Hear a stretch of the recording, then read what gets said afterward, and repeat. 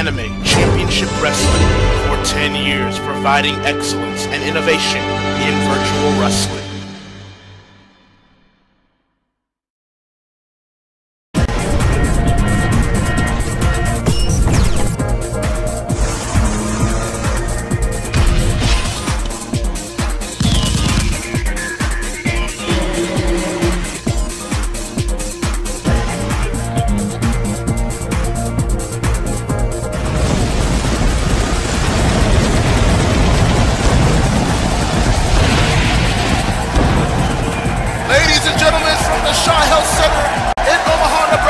Welcome to the ACW Direct as we're at the site of Anime Revolution coming up tomorrow night. As we take a look at two matches that are going to be going down here tonight. As I am Hakeem Johnson, your ACW commentator, as always, and thank you for joining us for another episode of ACW Direct. We have Glamour X action, and we've got a preview going on for the Interpostal Wrestling match on Animania V. All that and more, but we'll take it to Ricardo Rodriguez, who has more information on tonight's episode.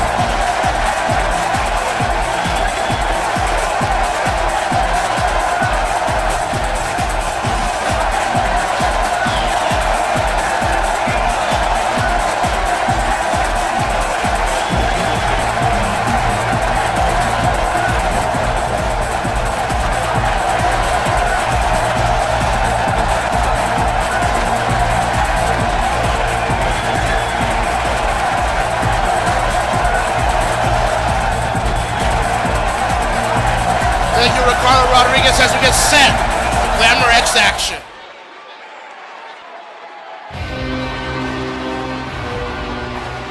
Once again, we want to thank you all for joining us for another episode of ACW Direct, the final ACW Direct before the Direct that'll happen for Animania V in Los Angeles, California. As we start things off here, it'll be Deanne going one-on-one against Kumimito. And Deanne is someone that we have not heard or seen for quite some time on ACW itself. She just returned recently, but then she would tell Ino Yamanaka and the world that the reason why she hasn't been on Excel is because Ikumi Mito has been one of the main proprietors that have kept Deanne from ACW programming. And Ino was taken aback a little bit. Quite frankly, so was I and a lot of people as well. So Deanne clearly has issues with Ikumi, and we're going to see how those issues flesh out in this matchup tonight. But the question is, for me at least, how the hell is Ikumi going to be able to take down a giant, let alone beat her? I guess we'll find out momentarily.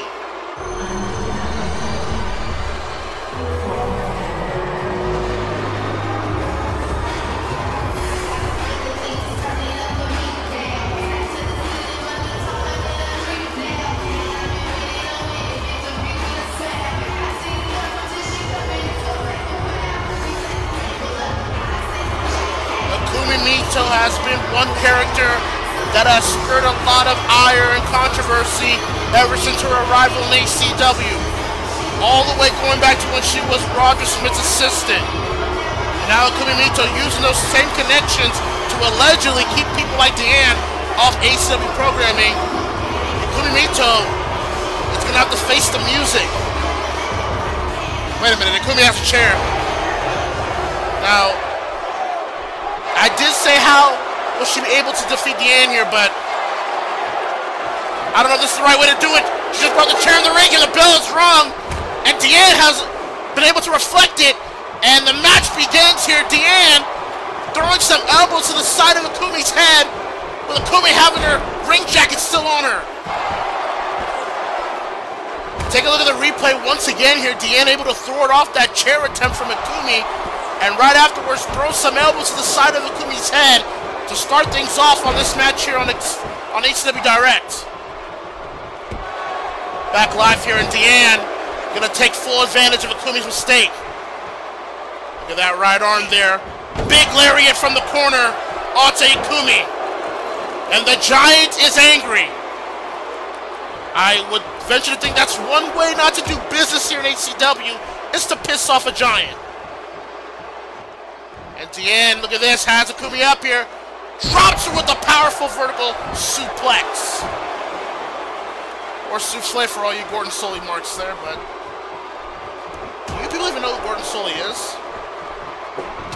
I don't know.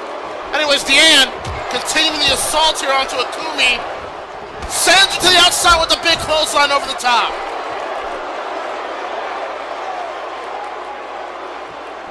Noted with her absence here tonight is Ino Yamanaka, not at ringside for Deanne here tonight in this matchup here. As Akumi yanks the leg of Deanne and has her land back first onto the apron.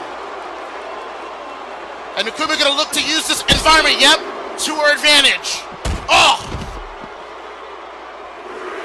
As I stated though, Ino Yamanaka is not at ringside. Maybe she's conflicted. Does she trust Deanne or does she believe her? I don't know where Ino stands. And look at this, Akumi is looking for a count-out victory here against Deanne. And that might be the only way she's able to get a victory over Deanne. And Deanne, stun gun to the outside. I mean, Ino did team with Akumi at the Royal Rumble earlier this year. Or last year, if you will. Oh, and look at that! We're at 8 here. Can you imagine Akumi defeating Deanne? Count-out victory or not?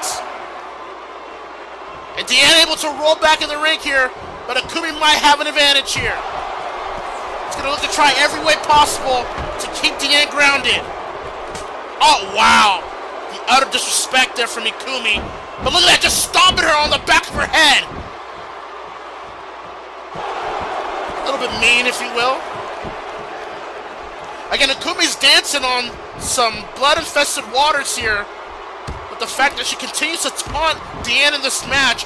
And hell, with the way Deanne has been saying that Akumi has been sabotaging her career in ACW, that's probably not the best idea to do. Crossbody from the top, but nobody home there. Deanne able to move out the way. Still to come tonight here on Direct here. Monkey D. Luffy will take on Neji Ayuga in a Impulse Road to Destiny preview match, if you will. Plus, we will have a exclusive backstage interview from Yugimoto by our correspondent James Gibson. So all that will be happening later tonight. It's a little bit of a supersized episode of Direct, if you will. And oh my God! Deanne tossing Akumi from the opposite side of the ring. Just lunges her. She's gonna do it again. Back first. Akumi is in dire trouble here. Akumi's up. Oh, and gets run back down. Just take a look at the offense of Deanne in this matchup here. It's been pretty much 90% Deanne all the way. Akumi better find something quick, or else Deanne's gonna put her out.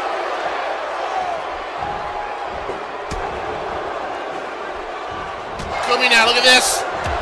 Throwing some rights there. Finally does knock down Deanne. Now look at this, Deanne trying to untie, and she does. The turnbuckle pad. And now we'll go back out here and grabs the chair from earlier. She knows that this is not a no disqualification match here. Oh, the referee gets knocked out, and that's a blatant disqualification. And Deanne gets knocked out with a chair as well. And Deanne wins by disqualification, but that's not the story here. That's not the goal Akumi wanted here. She wanted to humiliate and destroy Deanne here tonight. And Akumi Mito, a dangerous asset. And look at just stomping onto the giant here. And there's Ino. And I think even Ino's has seen enough of this attack of her natural partner here. Never thought I'd see Ino save anybody, quite frankly. Well, Deanne will win this by disqualification tonight on ACW Direct here. A little bittersweet. Wait a minute, what? What the hell? What the hell was that? Ino just blindsided Deanne from behind here. Are you kidding me? And now she's got a chair now. Wait, what is this? What is going? No. Ino attacking Deanne with the chair on her leg. What is the meaning of this? Oh my God! And look at Akumi at ringside cheerleading. I cannot believe this. Oh no! Come on! Someone's gonna stop this.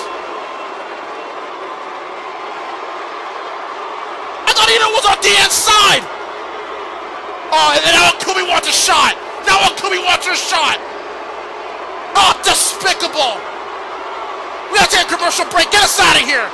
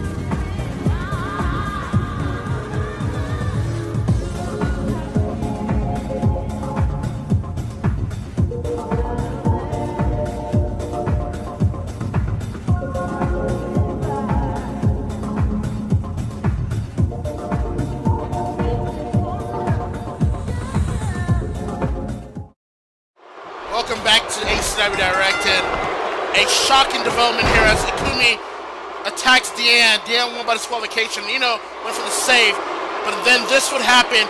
A shocking assault by Ino towards her natural partner Deanne, and if that wasn't enough, Ino would use a chair to just go on an onslaught towards Deanne, and Ikumi would join in on the onslaught as well. I have no idea what this means.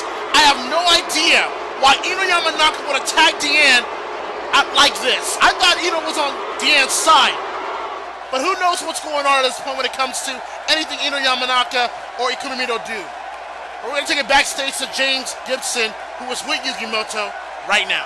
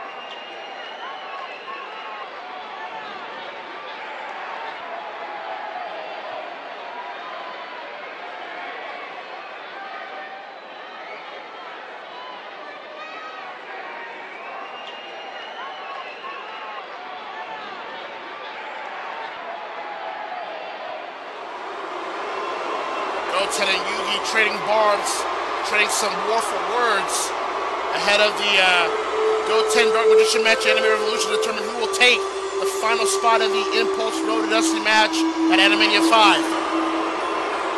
Speaking of that match, what you're about to witness right now is tonight's main event of the evening. Neji Ayuko will take on Monkey D. Luffy in a little bit of a preview of that said match. See, Neji Ayuko, he was the first person to qualify for that Impulse Road to Destiny match. Neji Ayuko, a former Excel Tag Team Champion, was looking to make a name for himself in his singles career. Was on the Excel brand earlier this season before quitting it and then being re-signed to ACW Impulse.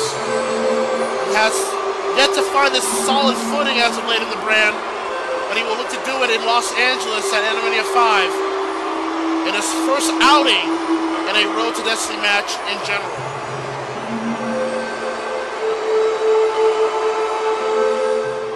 see how Neji Ayuki will favor here tonight against the captain.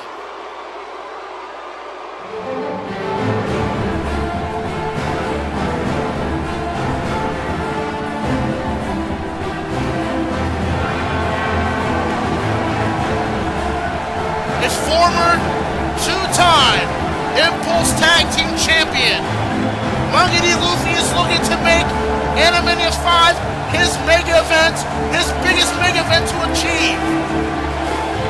The second man to qualify for the Impulse Road Wrestling match will look to solidify his singles run to possibly counter and to possibly contend for a shot at the Impulse World Championship between Animania V and Animania 6. We're looking at two former tag team specialists that will go at each other one-on-one in tonight's main event on Direct. Neji versus Luffy.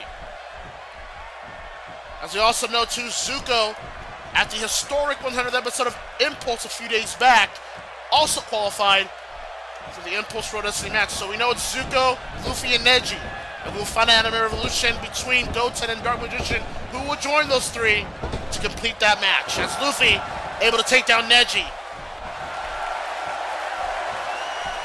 But it's a good question, because you go over to the XL side of things, it's a stark contrast from what's going on with the Impulse Road Wrestling match. You so far got a star-studded, oh look at that, Luffy trading punches with Neji at ringside here. But you've got, oh, a big left, excuse me, cover, one, and a kick out by Neji. Take a look at this again, trading punches here, and then we'll come back to the ring here, and then we'll lay him down with a right, excuse me, my left, his right, and went for a cover, but that would only get a one. We're back live here, and going back to my point that I was trying to make here, you look over on the XL side, you've got Soma Yukihara, Tatsumi, Joe Agashi, and Rock Lee. Here's the cover. One, two, and a kick out from Neji at two. But you got those four on XL competing in that Road Wrestling match. It really represents, quote unquote, the future of ACW to a lot of people's minds. And then you're looking on the Impulse side, you've got Neji Ayuki, you've got Monkey D. Luffy, you've got Zuko, and either Goten or Dark Magician. You're looking at a star-studded all-star Impulse Road to Destiny match. As Neji now face washes Luffy with his right leg. Neji going for the quick cover out to Luffy. One, two, and Luffy kicks out before three. We will find out who will be the Road to Destiny briefcase holders for XL and Impulse at Animania 5 in Los Angeles. And look at this. Neji trying to escape Luffy's neckbreaker attempt and counters with his own. Very innovative there from the Master of Kicks. Interesting to note, though, that Neji Ayuki is going to be in the Impulse Road to Destiny match. His former partner and friend, Rock Lee, will be on the XL Road to Destiny matchup at Animania 5. Big German there by Neji. So the former team guy within separate brands will be involved in Animania 5 as Neji hits the leg, cover, two, and no. Neji getting a little fluster there from the referee's officiating here as we take a look at Neji's offense so far.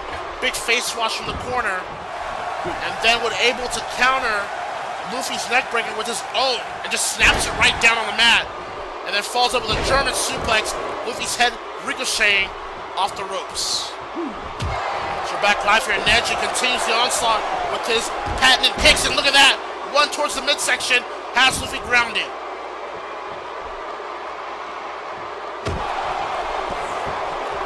Oh wow, yeah? Wow. So I'm just getting word through my headset here from our producer Jeff. You know, the good Jeff. I'm getting word that immediately following this matchup here on ACW Direct, because we were just going to run down the Anime Revolution card and call it a night, but apparently immediately following this match, we are going to hear live from the television champion, Sagat. That's right, we're going to hear from the television champion, Sagat, after this matchup, and I have no idea why, as Neji, from the apron, drops a knee right to the back of Luffy, sends him all the way at ringside. That's exactly right. We're going to hear from Sagat, the television champion, immediately following this matchup. For what reason, I do not know, but I might have a hunch as to why Sagat may want to speak in front of a live audience here tonight in Omaha. As Neji and Luffy are brawling outside here, we are at 4. Neji Ayuga looking to weaken Luffy here, sends him to the barricade, sends his face on top of that barricade. And both men want to get back to the ring pretty quickly here, or else this could be a double count out.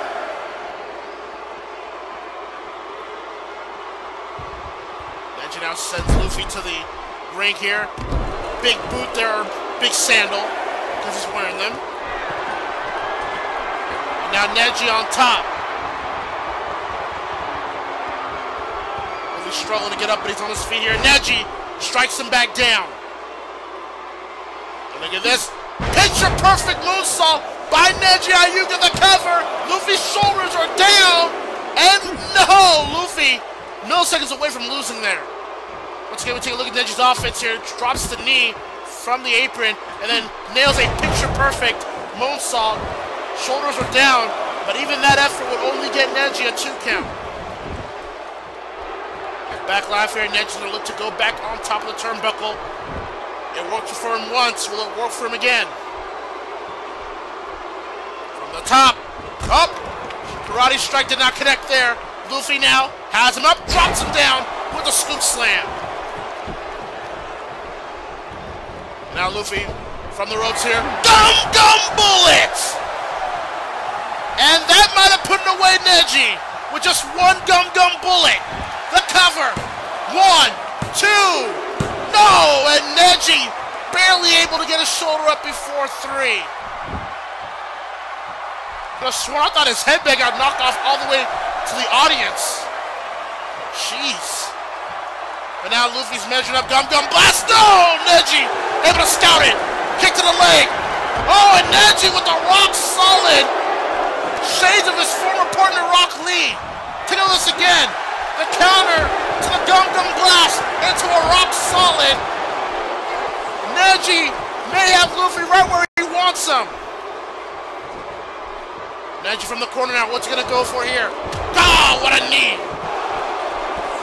Luffy did not respect the knee, so he went down in the process. And now Neji from the corner here. Sizing up Luffy for something here. Oh, no. Oh, buzzsaw kick! No! Luffy ducked it! There's the gum blast Luffy was looking for earlier. Covered by Luffy the captain. 1, 2. And Luffy is victorious here on ACW Direct tonight. Take a look at this again. Missed the buzzsaw. Luffy able to counter-strike with this gum blast. And only one was enough to take down the master of kicks. I gotta tell you, Luffy, he may be one of those favorites that finally realizes his dream of becoming a world champion here in ACW. Can Mighty Luffy be able to compete and come Animania 5 and the rope? Wait a minute! That's Zuko! Zuko attacking Luffy from behind here! The man that qualified at Impulse 100 to be in the Impulse Pro Wrestling match! Oh, big spine buster! And it's quite clear to me that Zuko is looking to neutralize all his threats in the Impulse Pro Wrestling match. Zuko proven to be the new game, and he'll tell anybody that's willing to listen. Zuko, dancing dragon, down goes the captain. I think Zuko's made it clear here that he's going to be the odds-on favorite at Animania 5 in the Impulse Pro Wrestling match. And now Neji's back up here. And look at this now, Zuko. He's going to give Neji 1-2. Dancing Dragon on the ringside on the cold, hard mat. Zuko has made his intentions clear. He will walk out of Animania 5, the Impulse Pro Wrestling briefcase holder. There you have that. Well, the theme song of Anime Revolution tomorrow night will be Moments by 7 Deaths off their album All I See Is War. From Excel, Mighty Yukiko will take down Reiko Hinamoto. The newly formed Reiko Hinamoto has done a lot of things that are unforgivable. Can Mighty Yukiko set her straight once and for all. And then, as you just saw earlier a few moments ago, you will see who will finally take the final spot in the Impulse Wrestling match between Dark Magician and Gota, who will qualify and complete that matchup for Animania 5. And then from Excel, it is a grudge match, as Ichigo Kurosaki will go one-on-one against Aang. Aang has done some pretty questionable things to Ichigo. Ichigo will make Aang respond. Will he be able to get the old Aang back, or is it all futile? For the Impulse Tag Team titles, Ryu and Ken Ashura-yuki will defend them against Cell 13. If Ryu and Ken did not get along here tomorrow night, Cell 13 can very well walk away the new tag team champions. Then from Excel, Haru or the Excel champion will team up with Donkey and Kama 2DK to take on the undefeated Night Raid. Will Night Raid show their dominance once again at Anime Revolution, or will Haru and 2DK be finally too much for the trio? And then Naruto and Sasuke will have to team up once again to take on Kenkuro and Gaara. However, if they lose, Kenkuro and Gaara will be inserted into their Impulse World title match at Animania 5. They cannot afford that. And then, we saw this minute, XL 95, Ed Guerrero got his title back, but will he show up to finally sign a contract with ACW once again? And Anime Revolution, you do not want to miss Anime Revolution coming to you all tomorrow night, live on YouTube, from this place here at the Shaw Health Center in Omaha, Nebraska. You do not want to miss the final stop of Animania 5. Well, this was the part where the show would be over, but like I stated earlier, the television champion Sagat has requested this time to apparently get some things off his chest. I don't know what that could be, but if I'm like you and you're like me, we may very well get it. Somewhat of a hint as to what Sagat maybe wanted to challenge. If you haven't noticed, the past couple of weeks of Excel, Sagat has been having some certain interesting encounters with one demon and Akuma. And I'm wondering, is Sagat going to be able, or is Sasha finally going to address those statements to Akuma here?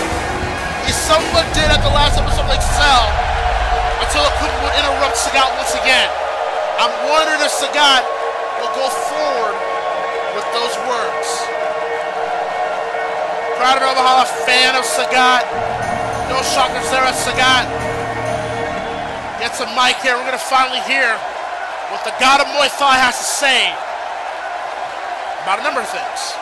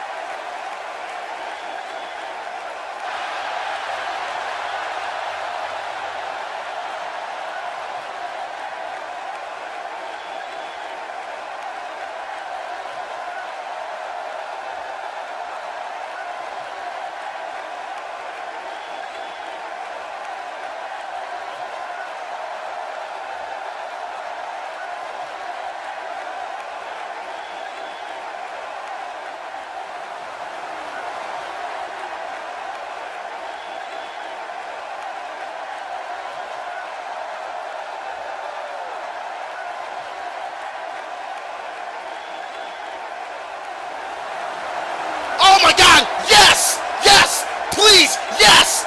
Yes! Sagat is challenging Akuma at Animania 5 for the television title! Yes!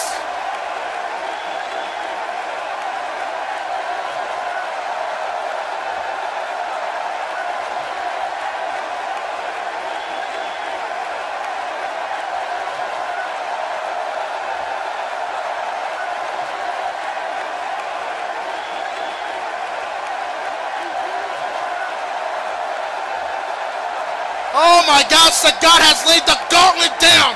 Sagat is challenging Akuma for a television title match at Animania 5. The ball is on Akuma's court.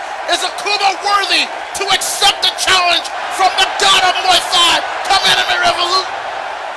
Oh my God, we may not wait till Anime Revolution.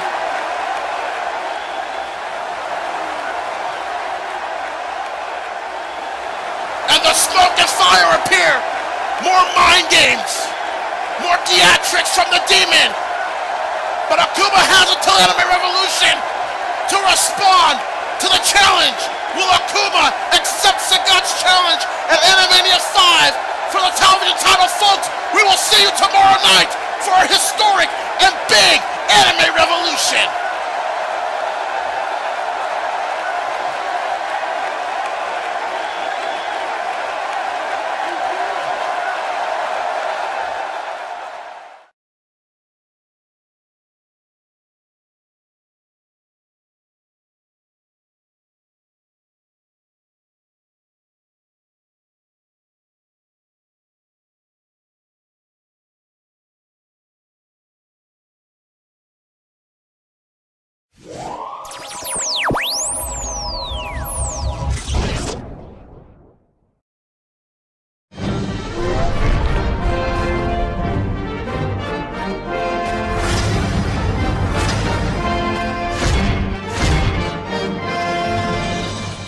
Anime Championship Wrestling for 10 years, providing excellence and innovation in virtual wrestling. And now, Anime Championship Wrestling proudly presents to you the final stop of Animania 5, Anime Revolution.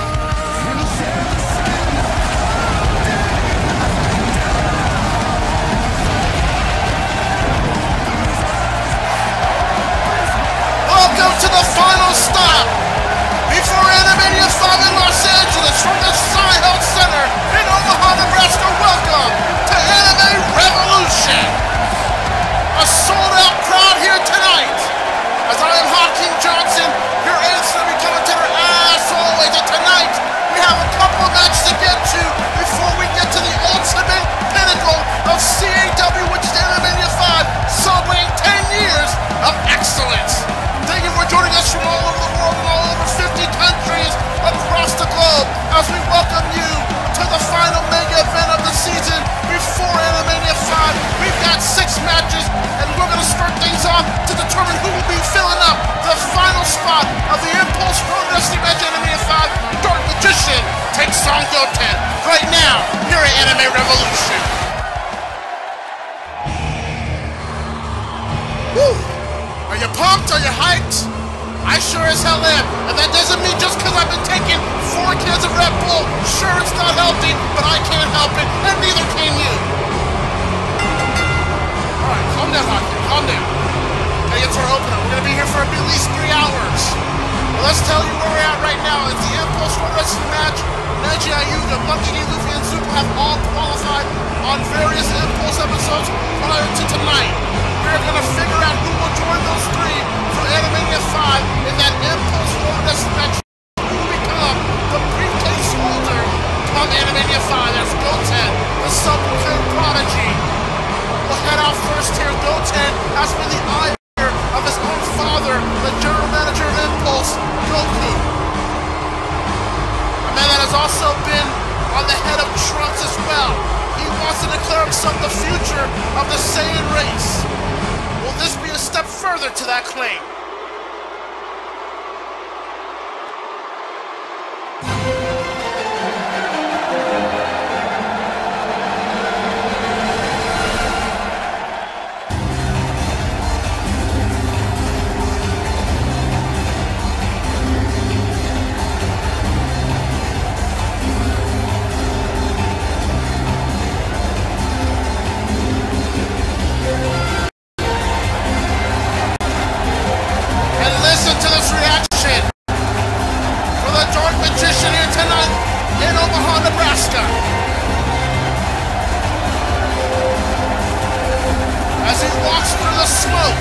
Of uncertainty, Dark Magician will look to go to his second Road to Destiny match in his career.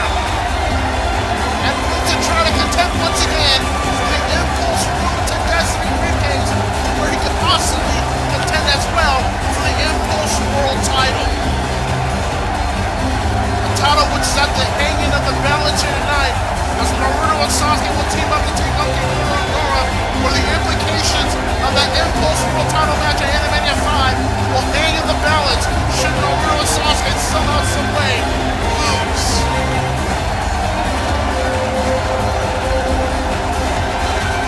Our Magician looking to right a lot of wrongs from last season.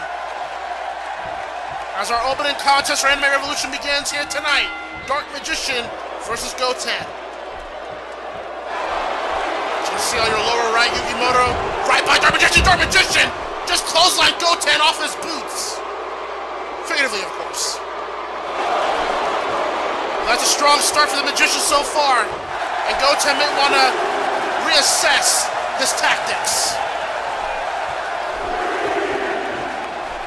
Goten now, look at that, Goten getting a little near Yugi. Goten and Yugi traded a couple of words at Direct last night. Goten saying that he will be the future of the Saiyan race. That remains to be seen, but Goten is adamant that that is going to be a reality here tonight. Goten's stalling, let's be honest here. Oh! Roaring elbow! So far it's been all Magician here in this matchup, and look at that, has Goten up high. Nice vertical suplex, has Goten down back first. And well, look at this, one. Kick out at one. I mean, Goten wants to be cocky. I don't see Magician having a problem being cocky himself. And Goten is sent outside again. Oh man, Goten is in a little bit of a bind. He forgets that Magician can be just as cocky as the Prodigy.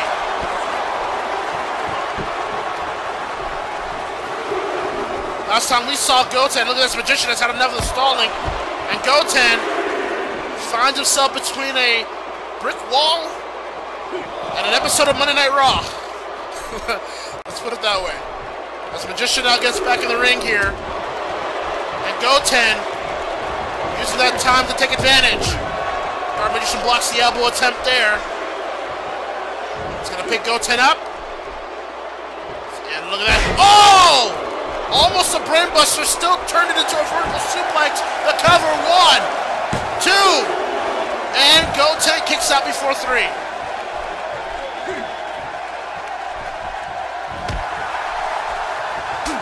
Gotta tell you what, Goten so far has been struggling. The last time we even saw Goten was at the 100th episode of Impulse, where he tried to disassemble Mugen, and all of a sudden, a surprise appearance from out of nowhere by Mugen's former partner, Jin. That's right, Jin, a samurai champion famed like Mugen, came out for the save for Mugen against Goten.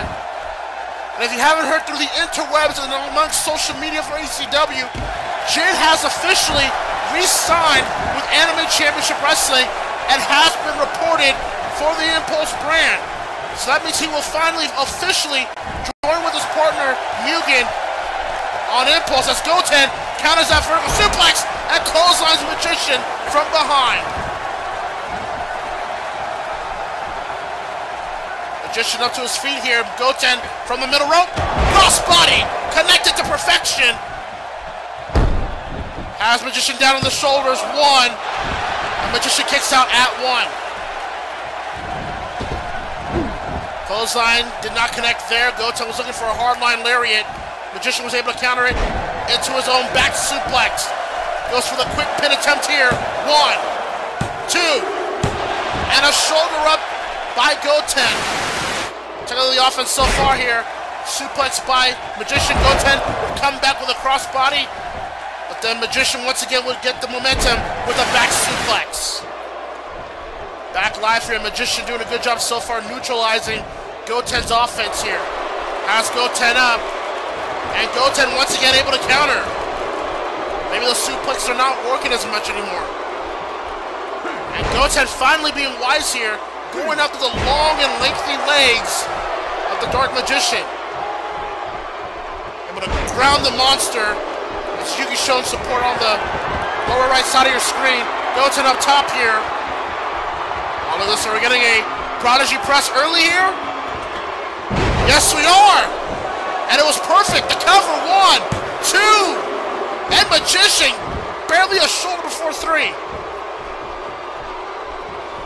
Whatever you may say of Goten, and trust me, I've said my piece a lot. The man is a gifted athlete. He is very talented from the bloodline of Goku and Gohan, excuse me. That cannot be taken away from him. It's Goten now. Big two-handed bulldog sends down the Magician yet again. Falls over a nice elbow drop of high elevation. Another pin attempt here by Goten. 2. And Magician able to kick out once again at 2. Drops the knee to the back of Magician's head here. And Goten gonna soak in the animosity from the crowd here in Omaha. Goten, a former Cruiserweight champion, won the title on his first night here at ACW, back when it was an ACW, quote-unquote. Has been looking to gain his footing ever since losing that title to Roy at Fusion earlier this season.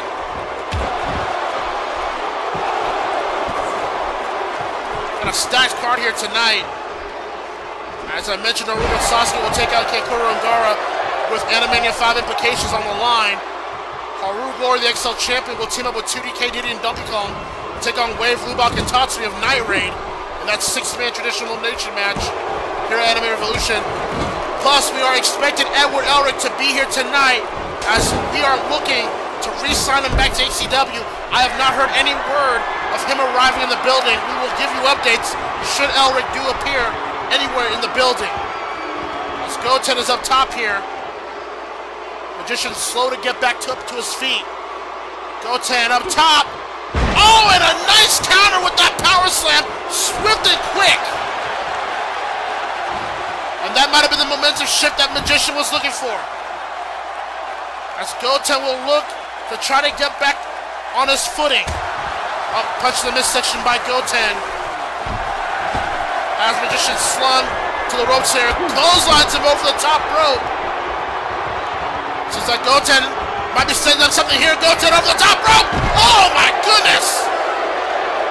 Wipes him off with the body press over the top.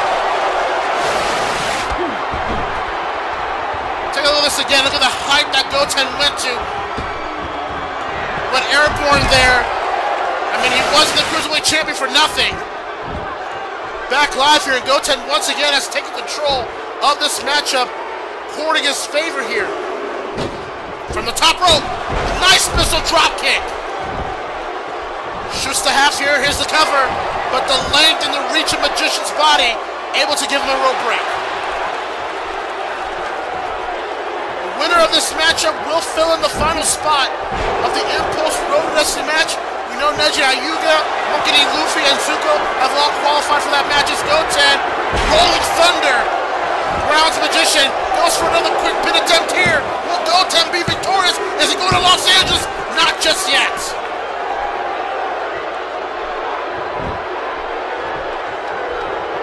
Now Goten's got to think of something here. Yugi trying to aid verbal support for his monster. Neck breaker, no, Magician countered it. Oh, and a nice drop salt. I gotta tell you, Magician, he looks like a heavyweight, but damn it if he moves like a cruiserweight himself.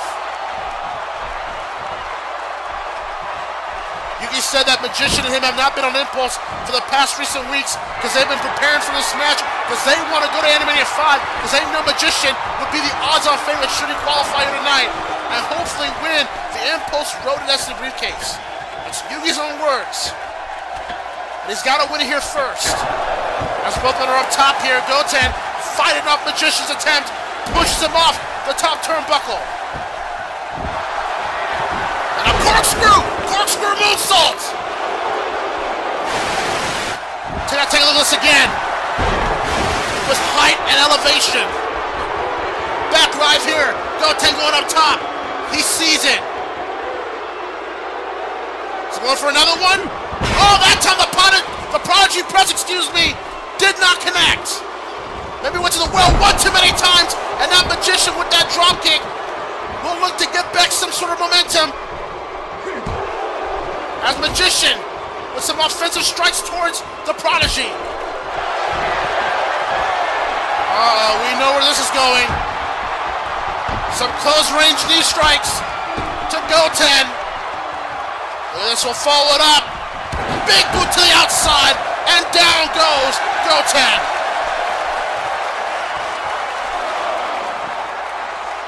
The referee begins his count as both men are outside. Look at that, no Magician will send Goten back to the ring.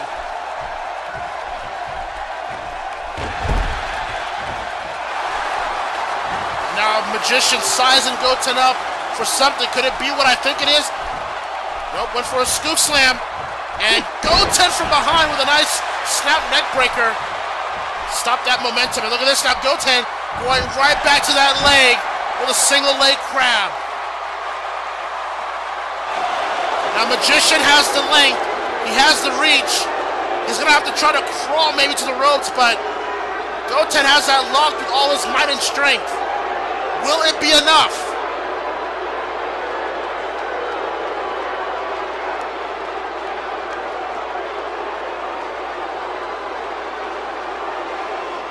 Magician trying to fight off the offensive submission hold from Goten. Goten looking at Yuki like, this is your monster? Is this your monster? Is this your king? I got the moral high ground. The Magician pushes Goten off of his leg. But how much damage did that do to Dark Magician? Has him up, drops him with a Michinoku driver. Hovers over for a cover. 1, 2. Oh no, and a shoulder up. A little bit of a slow counter by the referee, if I'm being honest, but the match continues. Hard whip to the corner by Magician. Has Goten up? No. Goten pushes him, kicks him on his leg. Headbutts Magician. Oh wow. Some hard strikes there by Goten. Now Goten going back outside here. What's this? Wait, no way, no way! Oh, drive-by kick from the Prodigy!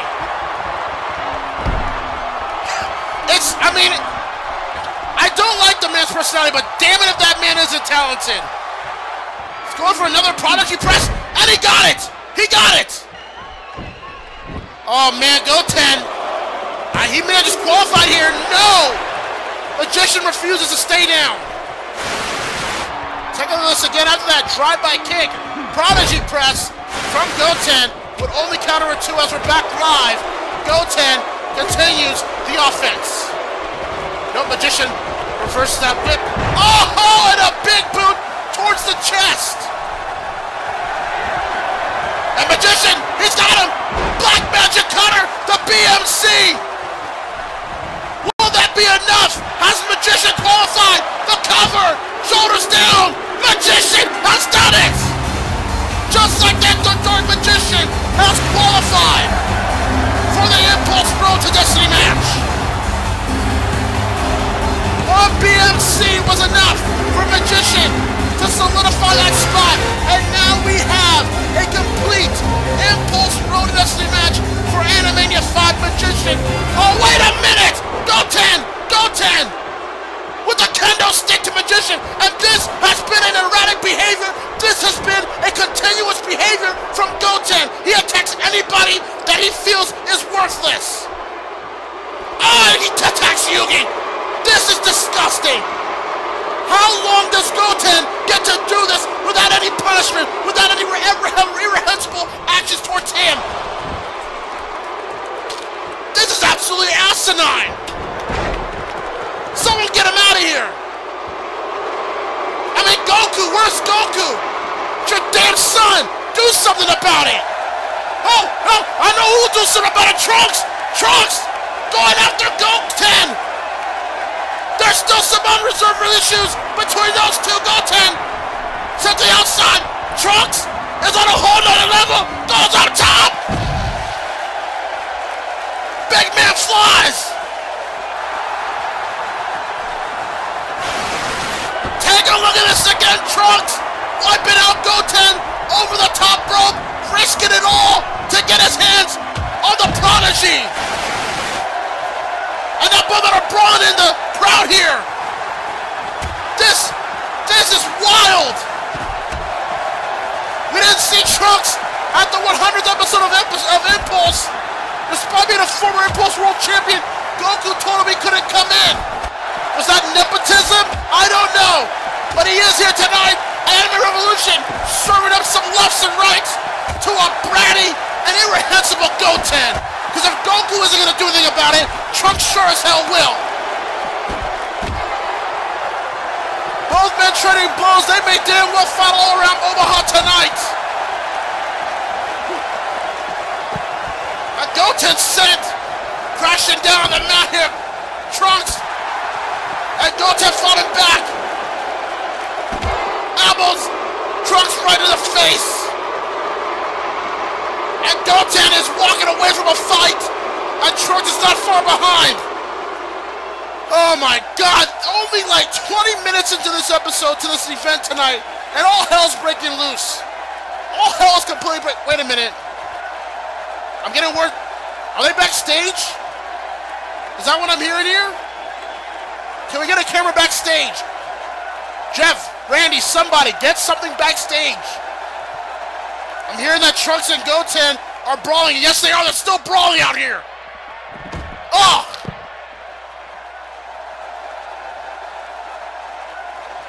I don't think Trunks gives a damn what Goku has to say at this point. I mean, Goku was the one that told Trunks to straighten Goten out in the first place, and then when Trunks gets a bit too far, Goku doesn't want it anymore. Well, it doesn't matter now. It's out of Goku's hands, apparently. Oh, man. Oh, through the table! Goten bloodied it all! Holy crap! And Trunks has clearly made a statement known here. Goku asking for help from anybody. But I mean, with Goten's actions of late, did you expect anything less? Well, be that as it may, coming up next is going to be a grudge match as Ichigo Kurosaki will go one-on-one and get... Wait, what the hell? Oh, no, wait a minute. Wait a minute. Oh my God!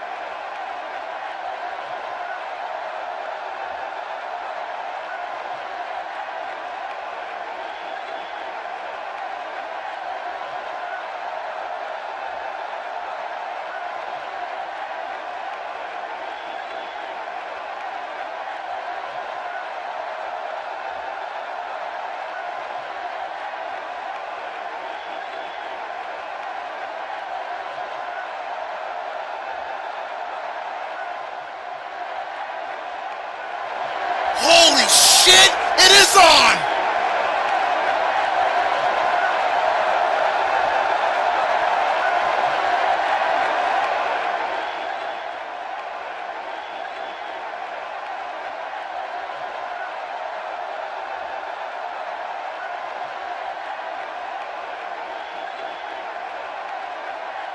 Oh my God, I feel like I'm 5 years old again.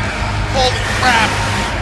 We will talk about that match, but as I was stating earlier, coming up next, it is a grudge match as Ichigo Kurosaki will go one-on-one against Aang here at Anime Revolution.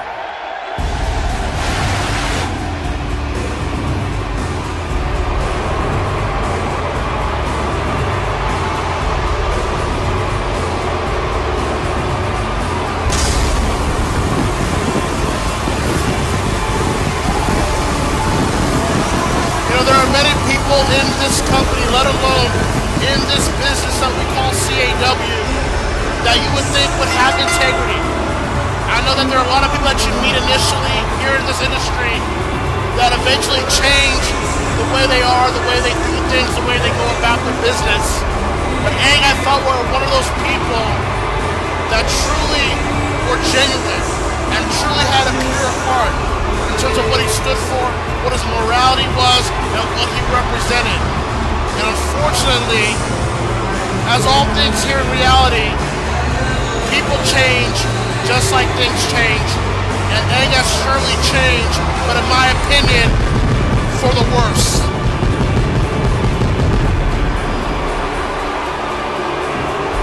Aang has done a lot of questionable things at the behest, apparently, of the general manager, Mr. Smith of Excel. All that specifically targeting Ichigo Kurosaki. Well, tonight, he will get his match here.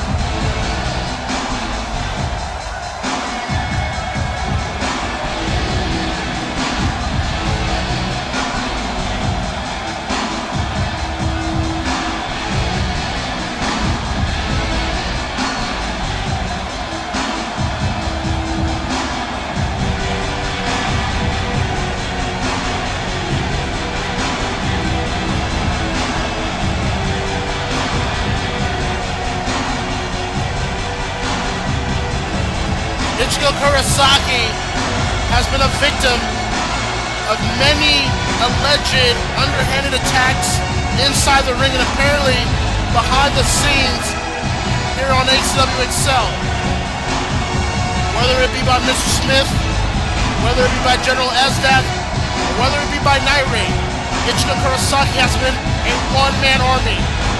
A man that has coined the phrase, "Don't trust authority," the new DTA, if you will.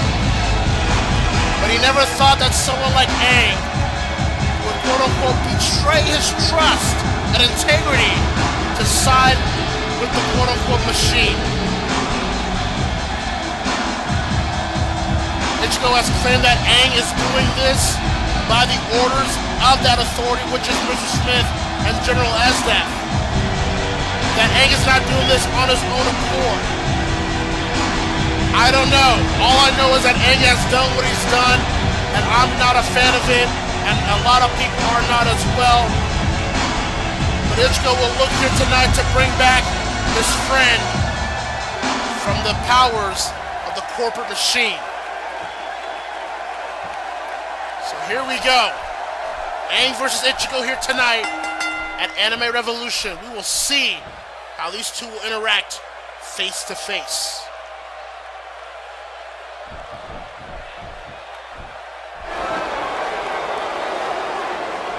And Ichigo not wasting any time going after the Avatar. Ichigo, oh! A spine buster. You can tell that was with as much passion and authority, no pun intended, as he possibly could provide. Ichigo with a quick cover. 1, 2, and Aang with the shoulder up. I guess that spine buster did more damage than I thought. You know, when Aang returned to ACW after being sent to hell or purgatory, whatever you want to call it, last season, it was a moment. You know, Aang's back. All things are good in the world. And then, supposedly aligning with Mr. Smith. Oh, wow, Aang able to duck that neckbreaker attempt there by Ichigo. And now ever since Aang returned, a lot of more questions have been applied than answered. Look at Aang. Looks a little fatigued. Oh! Went for a not get the full effect. Injured himself in the process. Let's take a look at the offense so far. Aang, a little bit wary, a little bit tired out. I don't know if that's a mental tactic, I don't know. But a drop kick there connects right to the face of Ichigo as Aang will shoot the half. Cover one. So only a one. Take a look at Aang's eyes. Is there even a soul in there anymore? That's ironic talking to the Avatar of all people saying that, but it's like there's soulless eyes when you look at Aang these days, in my opinion. Oh, and a double chop by Aang, and Aang getting roundly booed here in Omaha. I would have never thought last season that that would ever be a possibility, but like I said, things change. Things change. Whether for the better or the worse is up to you. As Aang with a big senton keeps Ichigo grounded. Another cover attempt. 1, 2. And Ichigo kicks out at 2.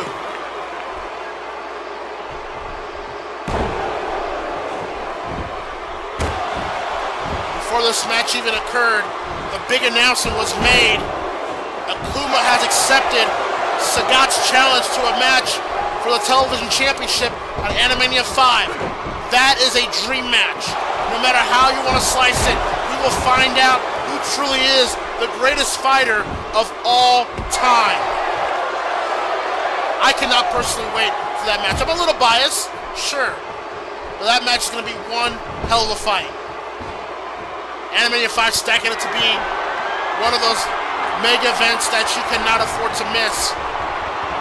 Coming up here as Ichigo trying to get back to his feet here as Aang is up top on the turnbuckle pad here. And look at that, a nice hurricanrana takes down Ichigo. And Aang follows it up with a nice overhead neck breaker. Quick pin attempt, shoulders are down. Ichigo may need to respond here. And a shoulder up, and once again Aang not happy with the results. Take a look at this once again. Hurricanrana sends down Ichigo. And followed it up with a nice neck breaker over Ichigo's head. But that only would garner a 2 count as we're back live here in Omaha. And continues to control the pace and flow of this matchup as Ichigo will have to find some way, if he wants to get his friend back, if he wants to get the real Aang back, he's going to have to find a way to fight back. Ichigo getting a couple of rights here from Aang from the corner. And apparently Omaha knows how to count. Congratulations to the Nebraska educational system there. And look at that, Ichigo coming back here with some Luthes press strikes onto Aang. Told you it would be a grudge match, and Ichigo not letting up whatsoever. Now Aang here. Oh! Counter to the jawbreaker. Oh my God! Spinning back kick. I don't care who you are, that's gonna knock the bejesus out of you. Aang comes back with a nice counter there. Transfer suplex does not connect, and Aang counters with his own vertical suplex. Aang quick to go back up top to the turnbuckles. Ichigo's down. Aang, big leg drop, stuck the leg right across the esophagus of the Soul Reaper. It looks like Aang's not done here. Look at this, Tope Atomico. Perfect by Aang. Cover. 1, 2, and Ichigo once again finds a way to kick out before 3. And Aang not letting Ichigo up with a drop kick to the side. And Aang, I don't know if I don't know with Aang anymore. I don't know if he's mocking the fans, if he's taunting the Ichigo, if he's truly feeling the adrenaline. I don't know anymore. It's a new Aang, apparently. A man that wears suits and ties and does whatever Mr. Smith tells him to do. Yeah, that's Aang. And Aang drops him down. Take a look at that again. Lifts him up to drop him back down on the mat. Back live, and Aang continues to be in control. Drop kick does not connect. Ichigo able to move out the way here. Went for a scoop slam. Aang able to counter from behind here, from the middle rope here. And big back suplex rotates him near the ropes. Aang from behind here. Drop kicks Ichigo as he was trying to get back to his feet. Mr. Smith probably watching this match very closely as he prepares later on tonight to coerce Edward Elric, should he show up even, to a new contract here for Anime Championship Wrestling. At my behest, of course, but again, we have not heard of any updates. Edward Elric has not arrived in the building, so we do not know of any news of that front so far. We will bring that to you if anything pops up. As Aang up top here, Ichigo back to his feet. And across. No, Ichigo caught him! Has him up, drops him with a backbreaker. And I think Aang might have bit off a little bit more than he chewed here. Whips to the corner here, Ichigo. I guess he's going to whip to the opposite side here. From the corner. Oh, the Shinigami splash!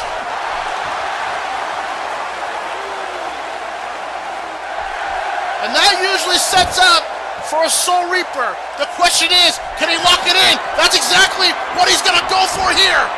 But hey, no, countered it into a DDT! Holy crap, that was beautiful! Aang up top! Elbow drop! Connects right across Ichigo! Aang with the cover! No, Ichigo kicks out! Tail that Shinigami splashes again. Went for a Soul Reaper, but Aang somehow with this unique counter turns it into a Tornado DDT and follows it up with a big elbow drop from the sky. But only that would get a 2 count for Ichigo, or for Aang from Ichigo, excuse me. We're back live at Aang. Now measuring up Ichigo for something here. What could it possibly be? Oh man, he went for it. SOS did not connect. And drops him with the neck breaker.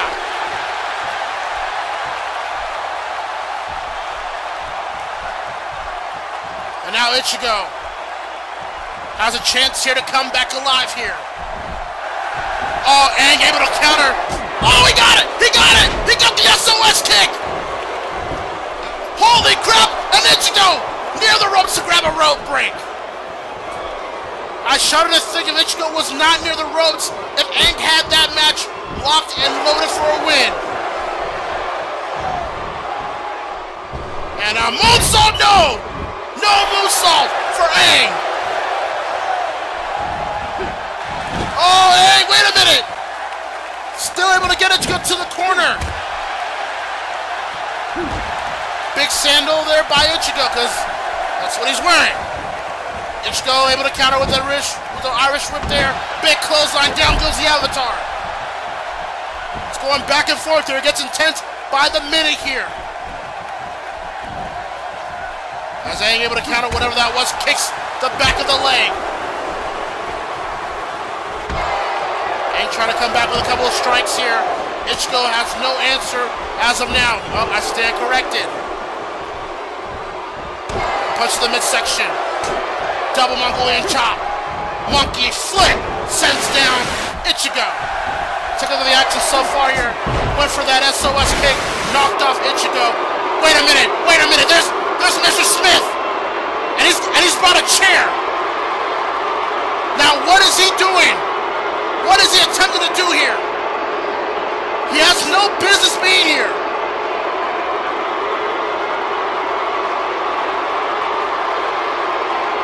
And Mr. Smith just gave Aang the chair. And he's ordering Aang to use it. I mean, why not? Sure, why the hell not? You've done it already all week throughout XL episodes for the past couple of weeks. Why don't you do it, Aang? Yeah, that's right. Go ahead. Solidify yourself as a corporate sellout. Go ahead.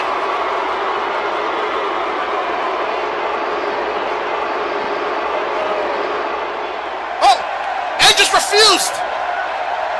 Aang just refused Mr. Smith's order there. I gotta be honest, I did not see that coming. And Mr. Smith is walking away from Aang. Was that a possible moment of clarity for the Avatars? Is the old Aang somehow still in there? SOS, he went for it again, did not connect. Ichigo gonna attempt the Soul Reaper one more time. He got it. Soul Reaper connects this time for Ichigo. Cover. 1, 2, and Ichigo has put away the Avatar. And there's a story here. Aang defying Mr. Smith's order to use that chair onto Ichigo. Maybe the old Aang was still there, but Ichigo nonetheless capitalized from that missed SOS kick and turned it into a Soul Reaper and solidified himself with the victory here tonight at Anime Revolution. Maybe Ichigo was right. Somehow, someway, his goal was to get the old Avatar back, and for that one moment, maybe he did. The question is, will that stick with the Avatar going forward?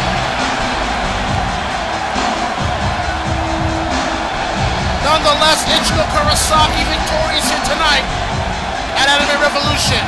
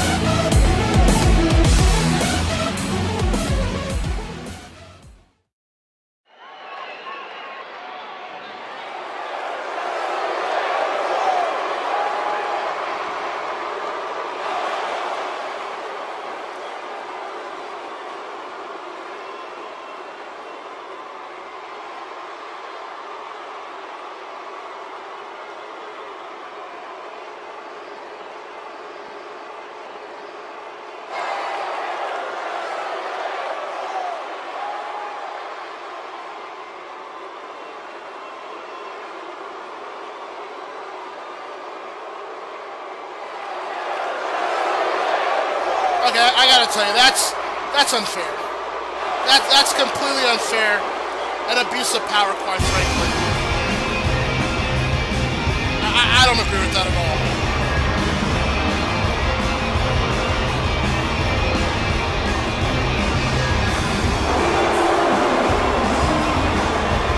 It looks like Aang's gonna have to make a choice come Excel 96 next week, but coming up next will be our first, and as a matter of fact, only title match here tonight at Anime Revolution, as the Impulse Tag Team titles will be on the line. Out first, obviously, are the challengers. Cell 13 to your left is rocking the orange jumpsuit to your right. The black and white stripes is Hugo, and obviously in the middle is their Lord Hajime. Cell 13 were able to defeat Shoryuken in a non-title match a couple episodes back on Impulse, I believe 99 or 98. Nonetheless, they did defeat Shoryuken through miscommunication problems that Ryu and Ken have not only had in that match, but they have had as of late while defending the titles. Cell 13 as a result have earned this title shot here tonight at Anime Revolution. I gotta tell you, I've been saying it all week. I've been saying it damn near every Impulse since Cell 13 earned those title shots. Ryu and Ken have got to get it together because their title reign, and by Ryu's own words, their long friendship is on the line and hangs in the balance here tonight at Anime Revolution.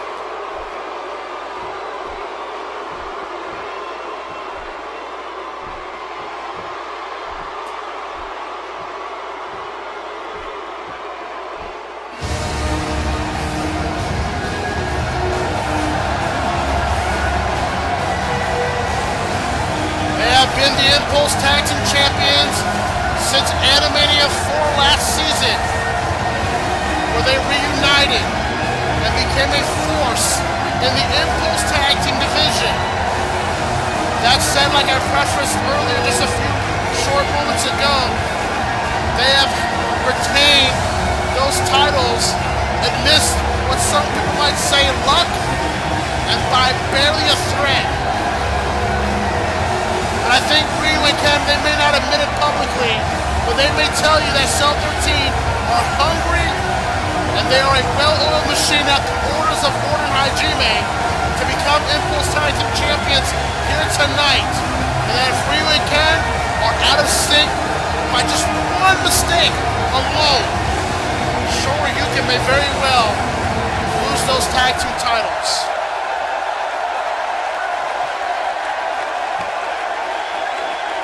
Crowd on their feet here as we await for our only title defense here tonight at Anime Revolution.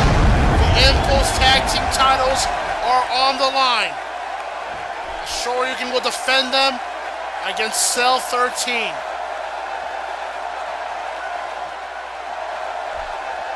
We will see how much the Warden's influences up to this point have done for Hugo and Rock, as they will take on arguably the greatest fighting duo of all time. With those titles raised up high, hanging in the balance. Seems like Hugo and Ken will start off for their respective teams here. Bella is rung, and here we go. Wow, look at this. Ken tags in Ryu. Oh, interesting, I guess Ken thought twice there. Here we go. Ryu not wasting any time here. Scoop slams Hugo. And I gotta say, I thought Ken would have just started out the match, but I guess with a certain clarity, thought that Ryu would probably be better suited for the job to start things off. Sent to the corner there by Ryu, did Hugo. And look at this. Oh my God! What a slam. 1, 2, and a kick out. Take a look at this again. Looked like a high elevated Sambo suplex from Ryu. Went all the way up to just drop him back down on the mat here. But all that would get him just a 2 count for now. So far, Shoryuken are looking like the Shoryuken of old here as Ken is now tagged in. Big foot right across Hugo's face. In the face! In the face!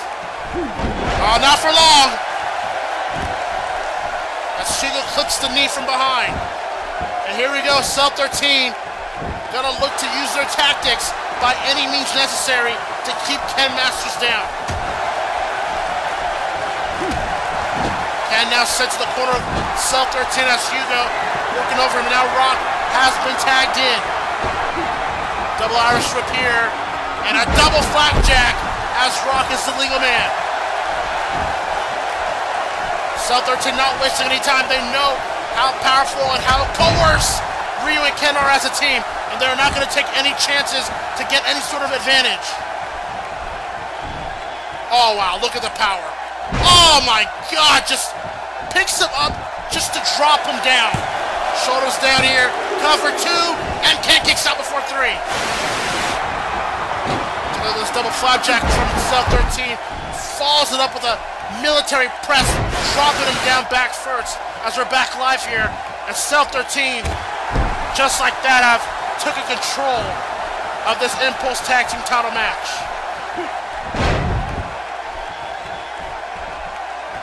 Rock, the power man of the 2-man duo of Cell 13, going up against Ken Masters, as Ken with some rights, trying to get back in the game here. Irish whip. And no, oh, come on, Rock with an eye rake right in front of the referee. Falls up with a big boot across the sternum. The referee's just gonna allow it. And allows that too, apparently. We all knew that Cell 13 were prepared for this match. They were prepared under the orders of Gordon Hajime to walk out of Omaha here tonight, the new Impulse Tag Team Champions, and so far they are doing one hell of a job here as Ken Masters gets dropped with a Samoan drop. And damn it, Rock is not even Samoan. 1, 2. And a kick out from Ken. Well, this Rock isn't Samoan, I should say. But take a look at the Samoan drop once again. Right across Ken in the ring here as we're back live. Ken Masters sweeps the leg underneath. Ken Masters getting himself hyped here. He's going to have to try to do so. Big forearm there. Atomic drop. And big scoop slam. Down goes Rock. Ken Masters is feeling it now. But he's got to stay on Rock. He cannot falter. He cannot get distracted. He cannot allow himself to do what he's been doing as of late. And that is to get distracted and or not be cooperative with his partner and friend, Ryu. And now sends Rock to the corner. Falls up here. Big knee.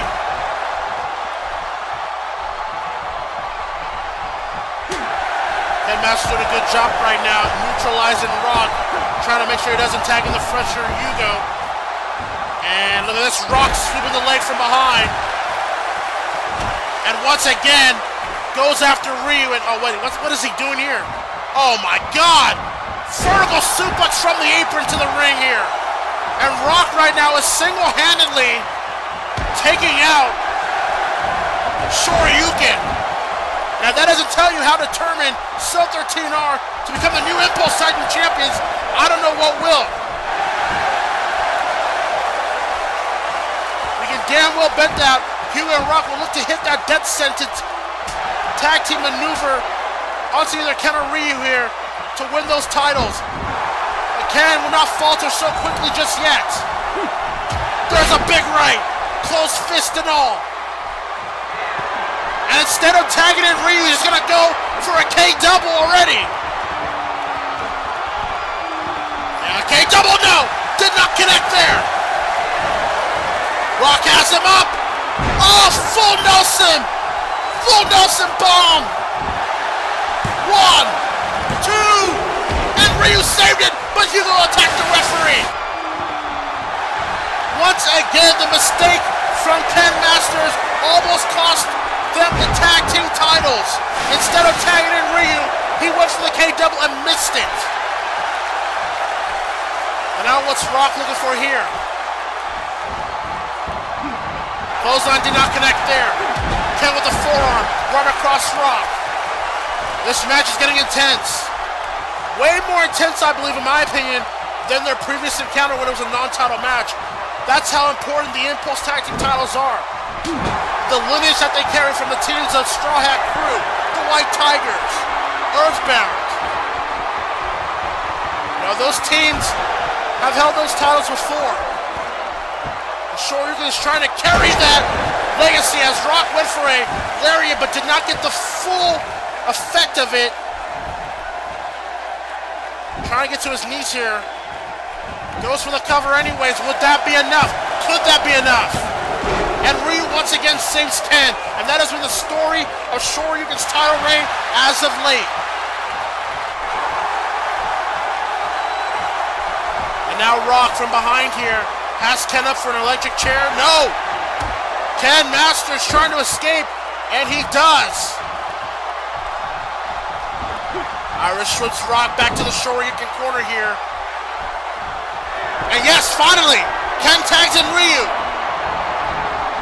And Ryu now is about to get the heat and Fuego here in Omaha. Irish whip to Rock. Atomic drop. Ryu not done yet. Oh, rotating back suplex. Folded him up on the accordion. Knocks Hugo off the apron. Ryu is on a warpath here tonight. And I gotta be honest with you, Shoryuken look to be a little bit more cohesive than their recent offerings. That's just my opinion. Ryu has Rock on top of the corner here. Hugo once again knocked off the apron. What is this? What is this? Oh my God! Oh my God! A German suplex from the top turnbuckle! The cover! 1, 2, and somehow Hugo saved it! Somehow Hugo saved Rock! I want you to take a look at the German right after this suplex there. I want you to look at how Rock landed. My God! What a match! As we're back live here. Open hand chop there by Ryu. Wait a minute. What the hell? What the hell? Suicide dive through the ropes! I haven't seen Ryu do that in quite some time. Shoryuken is on fire tonight.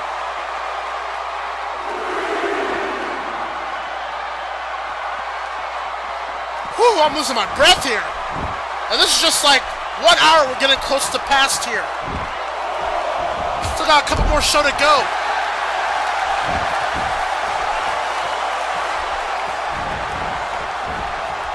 And Rock countered it into a DDT.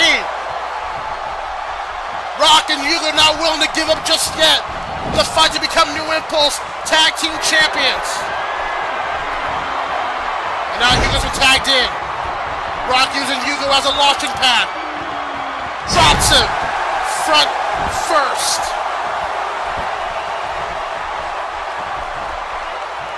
This has been quite an Impulse Tag Team title match here. Showing you how much Shoryuken want to retain the titles and how hungry Stealth 13 are to win them. But eventually something has got to give here. Are the upstart Stealth 13 ready to lead the Impulse Tag Team division by becoming champions?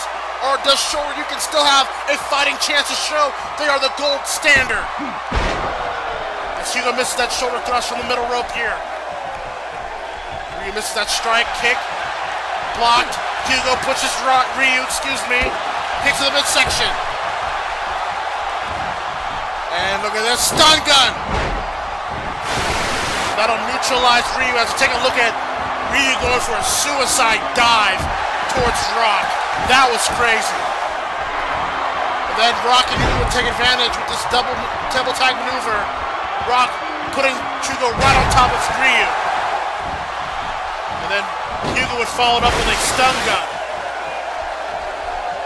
We're back live here as Hugo and Stealth 13 still in control here. Ryu coming back from that whip here. Oh, and a nice snap DDT there. Warden trying to cheer on Stealth 13. Oh, arm counter there by Ryu. Oh, what a headbutt.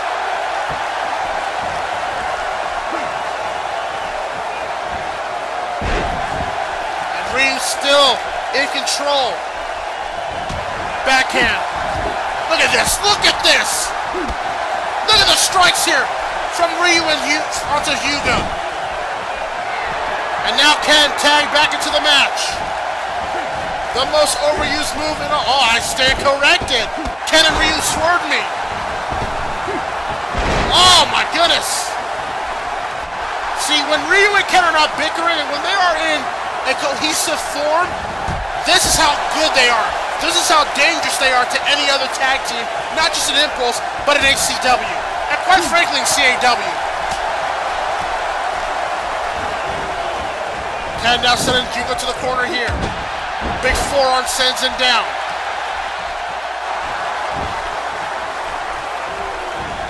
Hugo, no fireman's counter here. This hard whip by Hugo. Oh, and a nice high elevated power slam. And Warden Hajime just tossed the chair in the ring. Now, come on. This is not right. Come on. Oh, wait, Ken rejects the chair.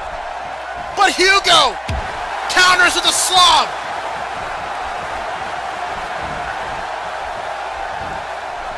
And look at this, Hugo onto that leg there to prevent Ken from a K double. And now Hugo has the chair once again. Is the referee going to do anything about this? Of course not. Of course he wouldn't. And look at this, Ken! DDT! Flown over DDT! By Ken, and now Ken's got the chair. I thought Ken was going to use it, but I mean, although they would have retained it, that's not the way I would think Shoryuken would want to retain the titles. Oh, and then Hugo. Jawbreaker. The referee finally tosses that chair, but Hugo able to suplex Ken back to the mat.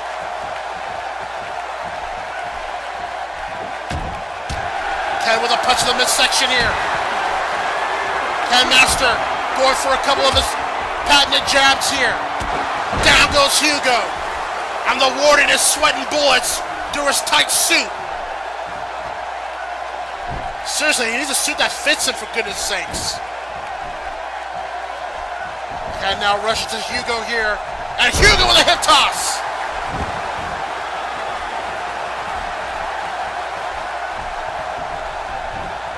And now Hugo. Kick to the face. Punch to the midsection. Elbow by Ken. The K-double! The K-double! Rock knocked off the apron! Ken Masters! Was that enough? 2! And Shoryuken have retained the Impulse Tag Team titles! See, now this is what the Shoryuken we're talking about! Ken Masters and Ryu working together for once tonight. K-double puts away Hugo. And that was all Shoryuken needed to retain the titles. And Warden Hajime has been embarrassed. The title reign of Shoryuken continues for Ken and Ryu. And I gotta say, this may have just renewed their long-standing relationship as friends.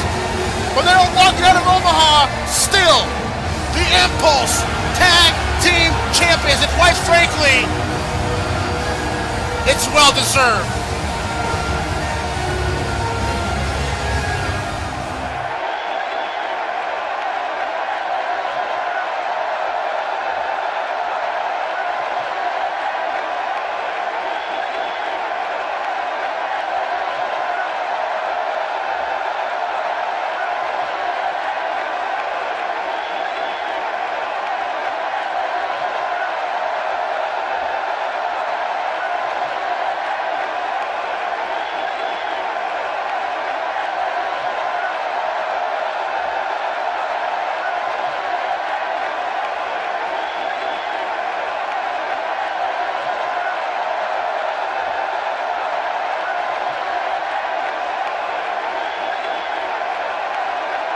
Sasuke Uchiha making a lot of promises.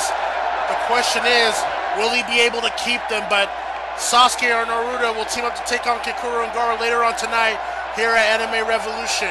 Well, folks, it's been one hell of a night so far here in this mega event. And it's about to get even better. There is the XL General Manager, Mr. Smith. We saw him earlier tonight trying to make Aang use the chair against Ichigo, but Aang defied Mr. Smith's order, and as a result of that, Aang will have to reveal why he returned and how he did here in ACW at XL96, but right now that's not the story. Mr. Smith is out here because we are expecting Edward Elric to be here tonight to potentially re-sign with Anime Championship Wrestling under my behest.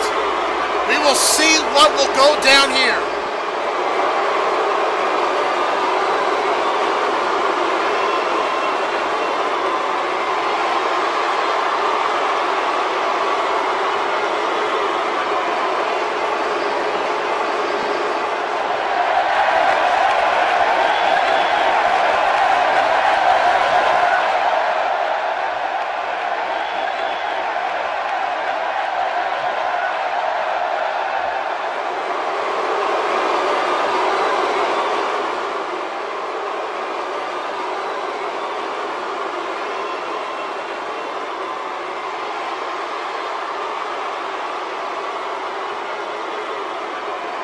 Here we go. I did not hear that Elric was in the building. And the MVP chants have begun. The question is Elric showing up here?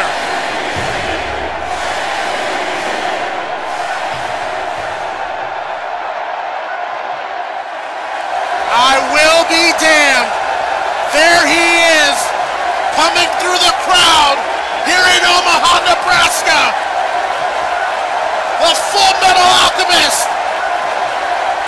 the MVP, the self-proclaimed best in the world, is here at Anime Revolution. Boy, oh boy, you can feel the electricity throughout this building. Table has been set up here, and Ish is about to go down, folks. You best believe that. You can just feel it. You can just feel it. What is going to happen?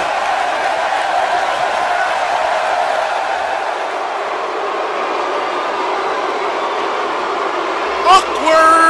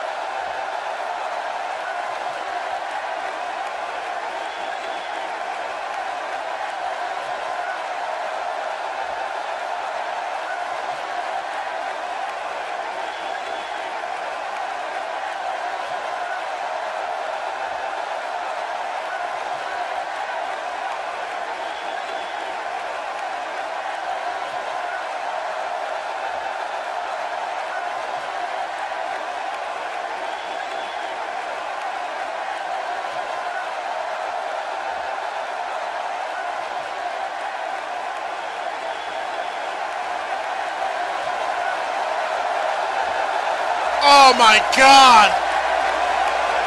Oh my God! No effing way! Haru Elric at Animania V for the XL title!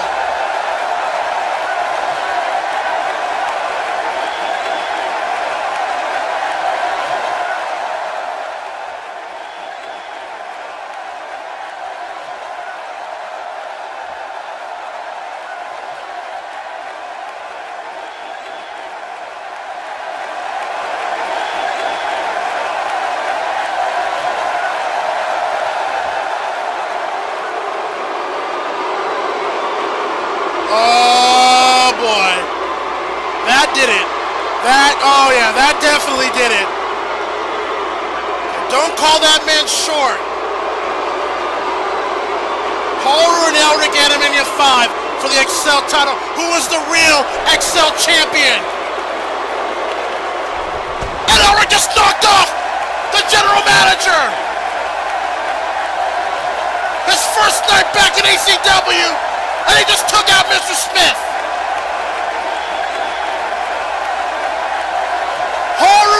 will do battle for the XL title once again at the grand pinnacle of CAW and Animania V in Los Angeles, California. Wait, Tatsumi from behind. What the hell? He's got a sledgehammer.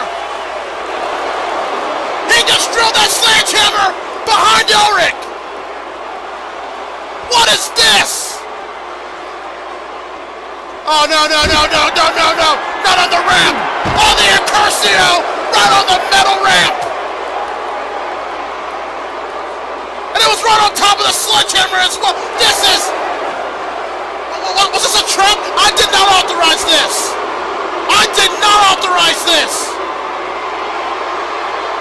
And Mr. Smith has the old XL title back in his hands.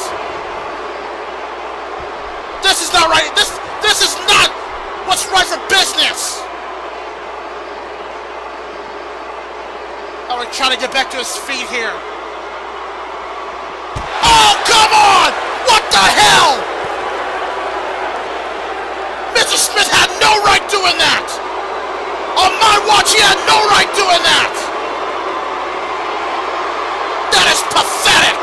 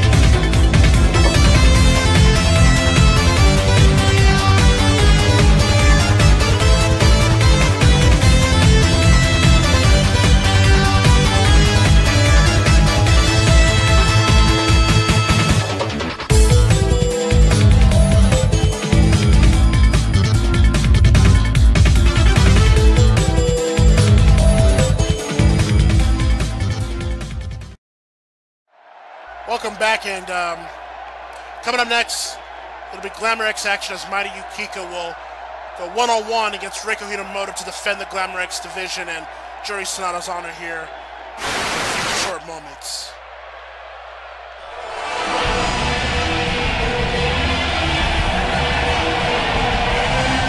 Not to cut off Mighty Yukiko, but I'm a little disgusted by our general manager from Excel, Mr. Smith, and the actions he took. I told him to get Edward Elric signed back to ACW, which he did. And the match is set for Animania V. Paul Reward will face Edward Elric to decide the real Excel champion. And just as soon as that was done, apparently Mr. Smith trapped Edward Elric by having Tatsumi assault Edward Elric with that sledgehammer. And then to make matters worse, he would attack Edward Elric with that title. That is completely an abuse of power, and I'll get into that more as this match continues. Oh, wait a minute.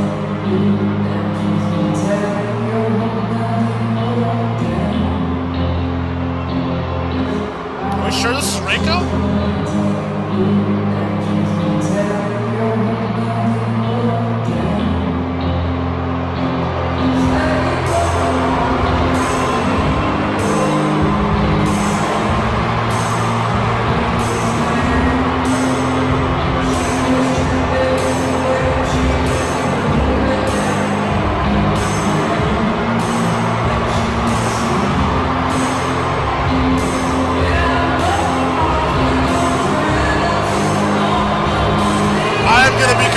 Honest with you right now, I am a little bit at a loss for words here. I know Reiko has changed as of recent weeks, but I never thought I'd see a complete overhaul like this tonight. This is not the Reiko Hinomoto that won her first ever Glamour X title, I'll tell you that right now. New music, new attire, and quite frankly, new energy of one Reiko Hinomoto. And I felt And I've seen this energy personally before in my CAW career, but I never thought it would translate here to ACW. And yet here we are. Reiko is getting booed out of the building here, and I don't quite blame Omaha tonight.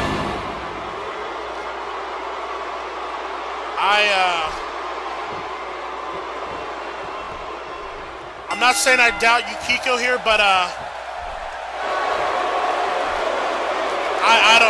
don't know what we're gonna expect here.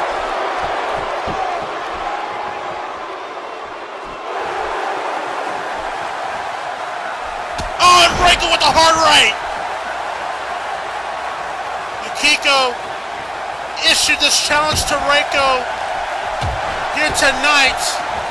A couple episodes on Excel. Oh my God, almost just took her head off. Look at this again. Oh. And Reiko accepted it, but I didn't think we were getting this Reiko.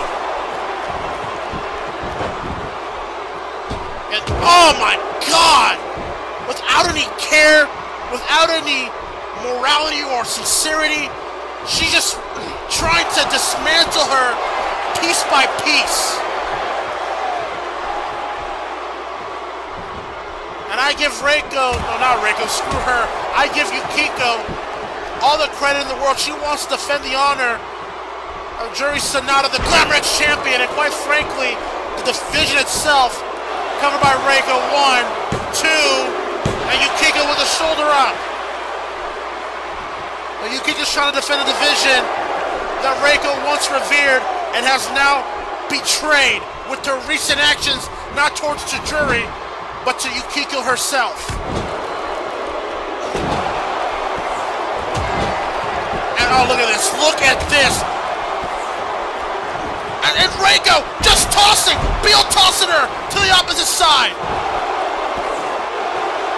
This is a different Reiko. This is a Reiko that I have not seen in quite some time. This is a Reiko that isn't flashy, that isn't eccentric, that isn't for the fans. This is methodical. This is almost explicit. This is on her own selfish needs to feel any sort of instant gratification and validation that she matters. Oh, no, no, no, no, no, no, no, no, no, no, oh my God! Oh my God! The referee might need to... the referee might need to step in here, because... Oh, look at this, Reiko! Cross armbar here onto Yukiko. And I think Reiko is trying to pop that socket off of Yukiko.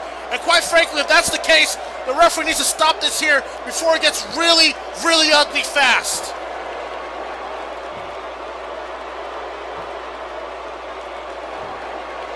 This crowd is confused. And I really don't blame this crowd, honestly. Yukiko went for Enziguri, missed it. Reiko now missed the clothesline there, sent to the corner. Yukiko with a nice shoulder tackle, comes back, belly to belly overhead. And Yukiko, quick cover. 1, 2, and Reiko kicks out.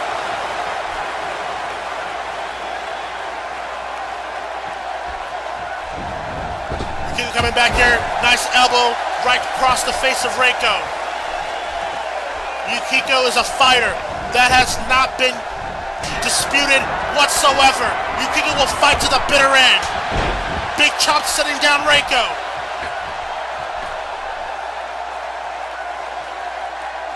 Reiko is in a little bit of a bind here as Yukiko trying to get back into this match. Went for a senton, nobody home. Look at this now. Has her up, drops her with the vertical suplex. Oh my God! How blatant! Here's the cover by Reiko, and somehow Yukiko with a shoulder up, and Reiko is getting flustered.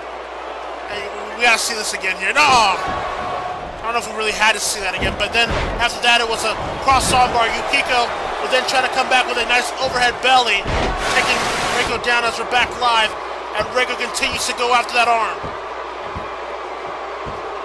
It's a clear contrast to what we're used to of Reiko. Same woman that defined a division, let alone an entire CAW generation. A woman that became the Glamrex champion and represented it to what it should be all about. And now here we are tonight at Anime Revolution, here in Omaha, Nebraska, and Reiko, essentially, it's no longer that person anymore. Yukiko's still trying to fight the good fight here. With a nice whip there. Scoop slam, no, Reiko countered it. Clubs her from behind. Reiko dragging Yukiko away from the ropes here. And another arm breaker! And I'm convinced that Reiko wants Yukiko's arm as a souvenir, because that's how demented and disturbed Reiko has become. And nobody will convince me otherwise.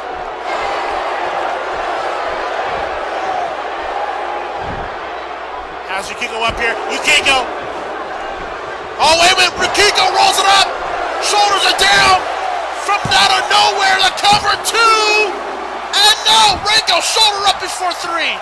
That was a big close. Yukiko almost had Reiko's number. Yukiko continues to fight. Bringing the fight towards Reiko. But Reiko yanking that injured arm.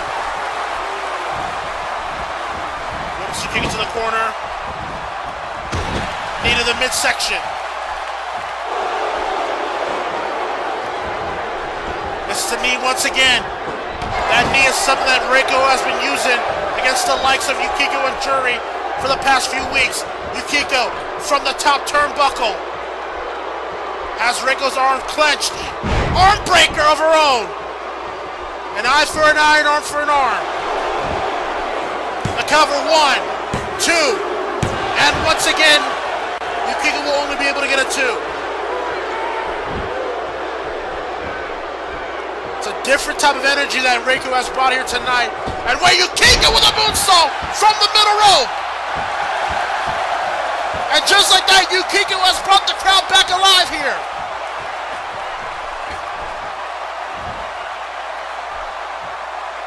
And now Yukiko from the middle rope. Nice senton taking down Reiko.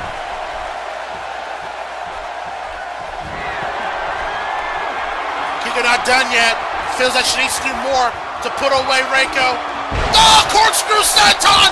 Connected it perfectly! Middle of the ring! Shoulders down! Yukiko's got Reiko! No, she does not!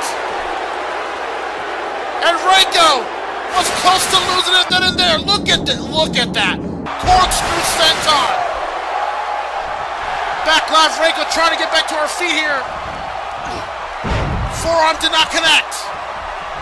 From behind Reiko. Oh, and a headbutt. And just tosses her once again.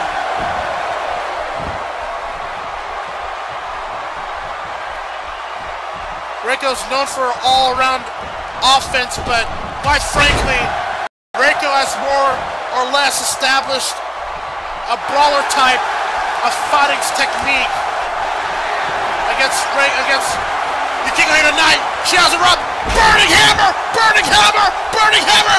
We've got it! Game!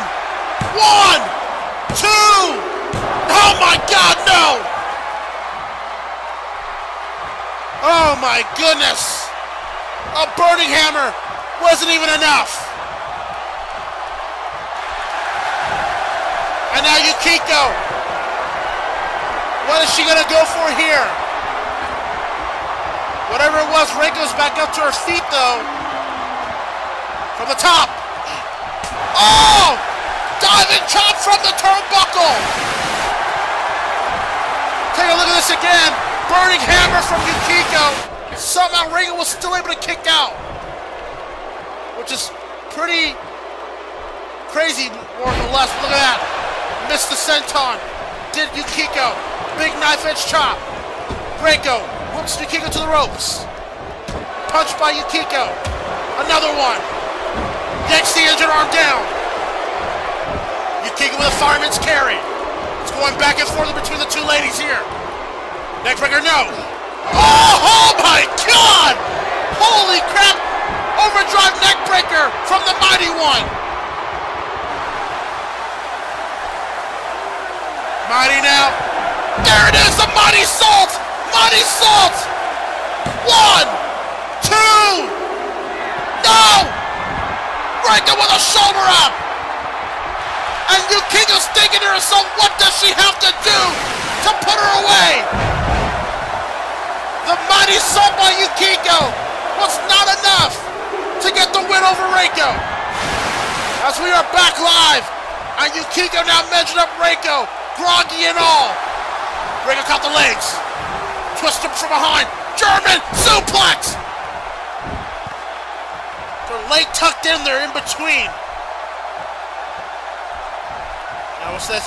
Oh, Reiko with the blatant knee across Yukiko. And Reiko now starting to look deranged here. Oh no! No! That knee that put away Jerry! She just did it to Yukiko! What a piece of crap! Oh no, what's this? What is this? Oh Jesus Christ! That's it! And Yukiko somehow is still trying to get back to her feet. But that might have been the worst choice that she made throughout this match. I cannot believe Reiko just blatantly dropped Yukiko. And come on, look at this! Look at this! Yeah, I'm convinced someone's gotta stop this match. Somebody's gotta stop this match. Reiko isn't here for a win. I am telling you this right now. Reiko is not here to win. She is here to completely end Yukiko's career. And Yukiko, bless her soul, somehow trying to fight the will, trying to have the fighting spirit within her. Oh, Yukiko, look at this! Trying to fight the good fight! Because that's what a fighter does! That is what an honorable fighter truly does! Oh, Reiko got the leg. Oh! But it's just not enough. It's just not enough. Oh my God, oh my God, oh my God. Just squeezing her fist between her head.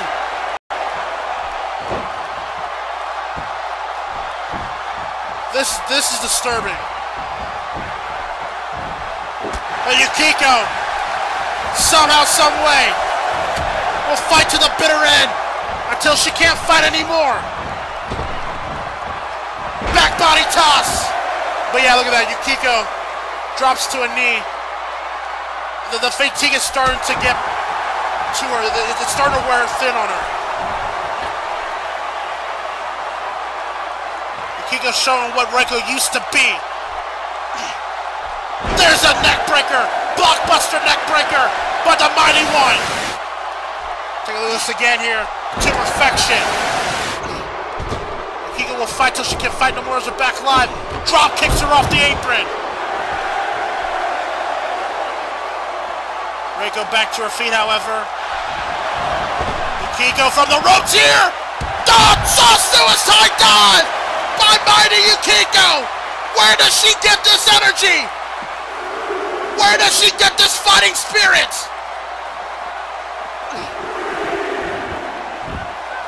This has to be Mighty Yukiko's best effort I've ever seen in her ACW career.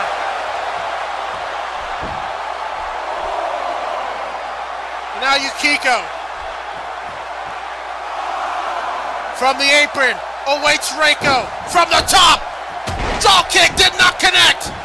It was a risk that she had to take. Elbow to the face. Another chop. More strikes by Reiko Hinomoto. The demented Reiko Hinomoto. Because that's what she is. But Yukiko still has some fight left in her. Rolls her up here. Shoulders down. Ref is down. There's a cover. No, Reiko escapes yet again. And oh, no, not another one. Oh, against the ropes. Yukiko's neck might have ricocheted on the neck. Oh my God. How much can Yukiko tape. Oh, again! You son of a end this, ref! She's doing this for attention! She's doing this for instant gratification! She's doing this for a goddamn win! And now what's this? Oh, wow. Oh my god. Oh my god. She is completely stretching Yukiko out here. And the referee asking Yukiko, use your discretion, referee. End the goddamn match. Yukiko's losing sight. She is losing breath here. And Yukiko's not even... Yukiko's barely responding to the ref here. Rego's got that locked in. Someone's got to end this match. Anybody. But Yukiko's trying to fight the good fight. But you've got to fight another day. You've got to sacrifice something to save your career and your livelihood, Yukiko. You cannot push forward like this. That's it. That's it. It's over. It's over. Let go, damn it. What a piece of crap Reiko Hinomoto has truly become. Yukiko went and fought to the bitter end. She fought her ass off to defend the Glamour X division. But demons like Reiko now completely try to control the narrative. That it's not about winning. It's about destroying careers and ending livelihoods. And it wasn't enough that she put her through a ringer. She stretched her out for a pathetic victory. And Rego's victorious. Like that means a goddamn thing to her, or really anybody for that matter.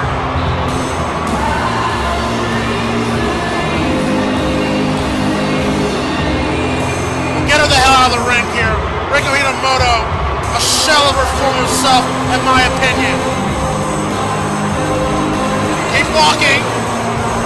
No, the other way. Oh my god. And she's not done. Oh, wait. She just picked up a kendo stick here. Now, can we get some help for Yukiko here? Oh, of course not.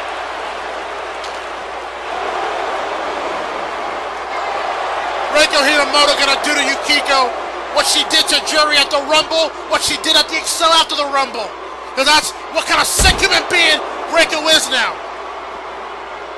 Reiko isn't a zero fighter. She's just a period. She's not even a zero fighter. She's just a zero, period. That's what I meant to say, but I'm flustered because a piece of shit like Reiko that was about the division now wants to come in here and sully it. Screw you, Reiko Hinomoto. Screw you straight to hell. And she's not done. Oh, come on, the kendo stick. Come on, referee, stop being a pussy and get that stick away from her!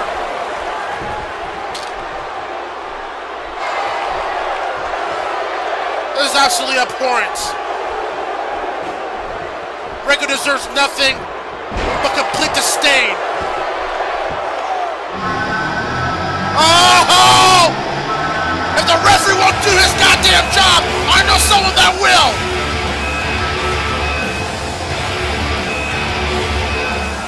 The music hits! And the submission has returned! I don't see ring gear. I don't see the Glamour X title. I just see one pissed off woman with a scorned look, looking for revenge. And Jury is walking down to that ring to meet the woman that betrayed her in this division. Reiko's got the stick here. Oh, here we go. Bam! And Jury wailing Reiko with that kendo stick. And all is right with the world. Jury Sonata will not be denied here tonight. She wants revenge for Reiko almost ending her career, for almost ending her title reign, and for ending her goddamn livelihood.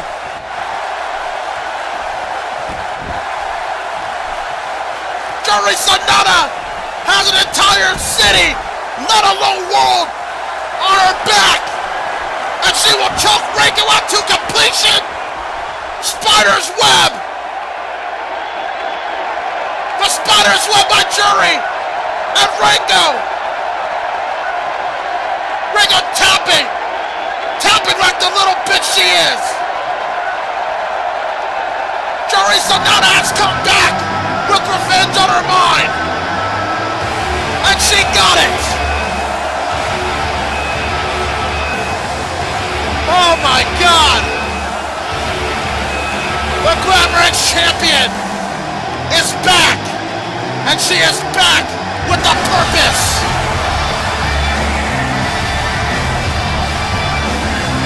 Wait a minute, now Jury has a microphone here. We're gonna finally hear from the champ.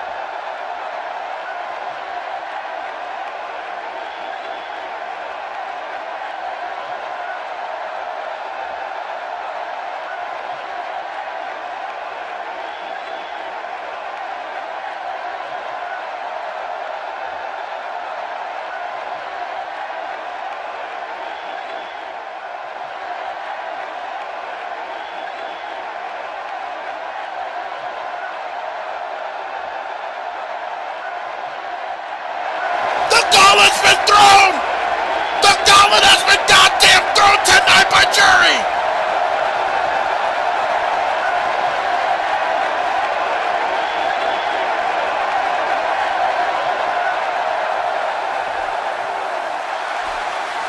Jury Sonata will get Reiko for a 7th time at Animania 5 with Jury's Glamour X title on the line! Jury Sonata will make the exclamation point very clear for Reiko Hinomoto at Animania 5! Oh hell yeah! Animania 5 will be where Glamour X supremacy hangs in the balance!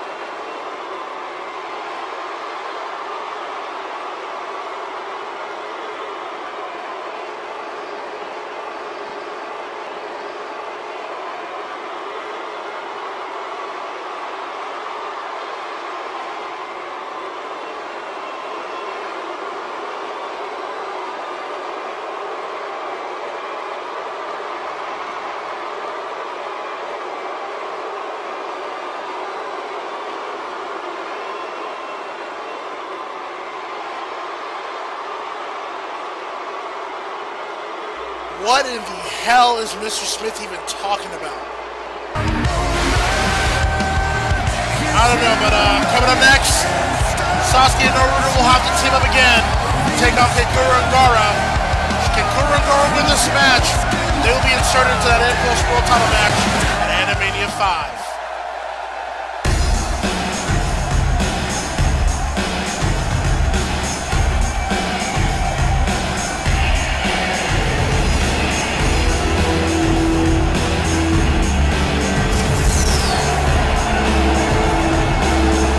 Uzumaki making its way out from the stage here first. And I'm glad all of you guys can still see and join us here tonight, because Lord knows WWE Toei won't let us do it here, right? Be as that may, Naruto Uzumaki, the 2018 Impulse World winner, the first ever person to win that Impulse World match twice. Back in 2008, and then 10 years later, last year in 2018. He will go to Animania V to take on, for the first time ever, his longtime rival, Sasuke Uchiha, for the Impulse World Championship. Now, as much as that match is finalized, that does not mean that more participants could be added.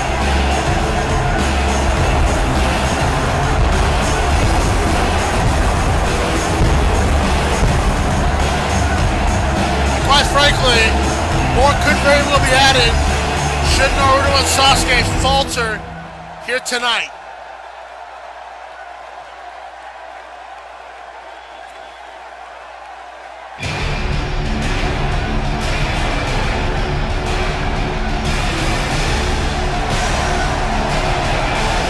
And here arrives the Rogue Loner and the current Impulse World Champion, Sasuke Uchiha. Sasuke Uchiha and Naruto Uzumaki teamed up at the monumental 100th episode of Impulse. They took on former Impulse World Champions Beast Boy and Nightwing in a classic main event tag match. As I saw Sasuke put the CKO onto Beast Boy for Naruto and Sasuke to be victorious, but after that match, Kankuro and Gaara would arrive and attack Naruto. And as Naruto was being attacked and fed to the wolves, Sasuke stood there and walked off. Now, I'm not saying Sasuke was obligated to save Naruto per se, but you just teamed with the man, and quite frankly, you've known him throughout your childhood. I would think there could be some sort of personal connection that would make you think, okay, well, let me go ahead and save him, or at least, if nothing else, keep him healthy for Animania V. I just thought personally that was a uncharacteristic way of Sasuke as a champion. But Naruto and Sasuke didn't work together, and they were victorious at Impulse 100. Now they will have to replicate that same success here tonight, or else that Impulse World Title match is for sure changing. Ah! Holy crap! Oh my god, that really did scare me. Damn jump cuts, man, I tell you.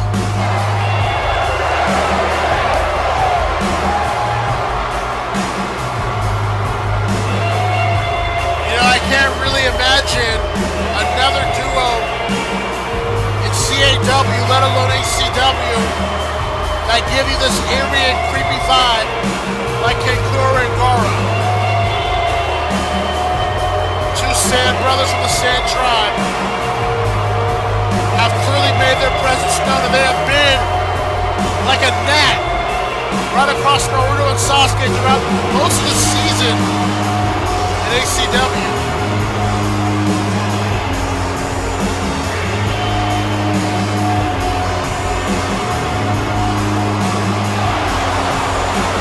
Kankuro and Gaara will try to defeat Naruto and Sasuke and be inserted into an Impulse World Title match to make it a four-way.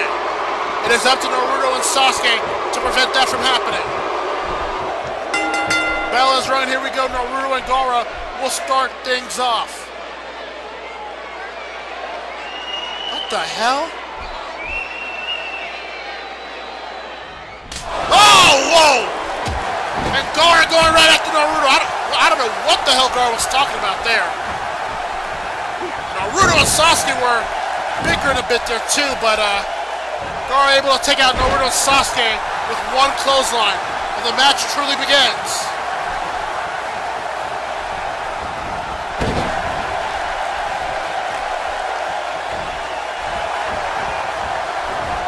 Gara working over Naruto here. I'm sure Naruto has not recovered from that attack from Gara and Kankuro. What the hell? What the hell is Gara? I don't know anymore. Never mind. Just never mind. Maybe I don't want to know. This is 2. Kick out.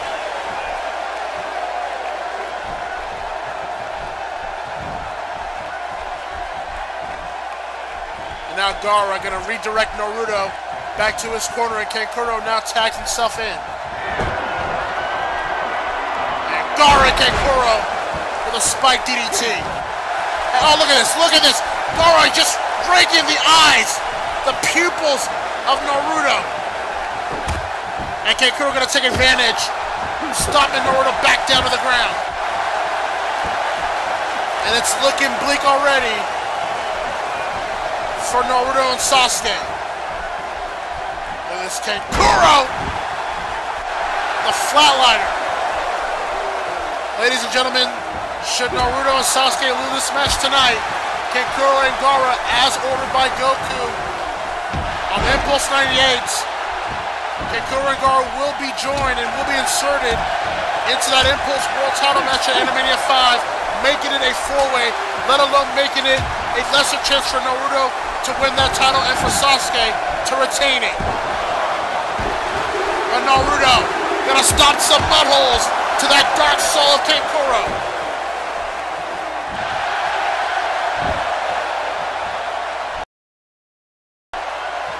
Kankuro back to his feet here. Drop toe hold by the 7th Hokage.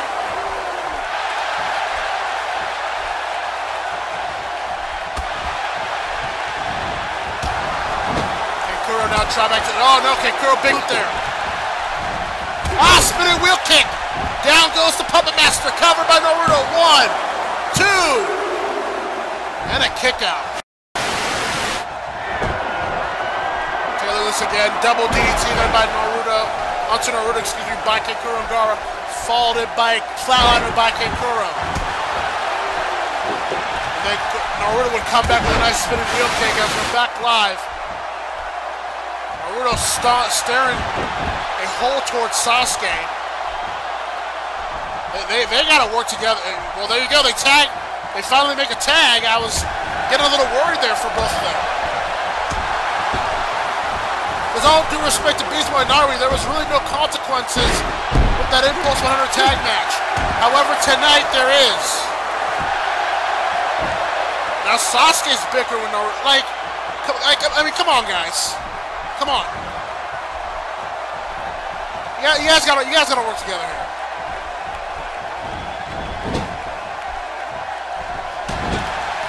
Gara just came into the ring here. I don't know what the hell that's about. And Sasuke, snake eyes to the top turnbuckle there. Going for a neck breaker and yanks it down. So far, Naruto and Sasuke are doing their due diligence.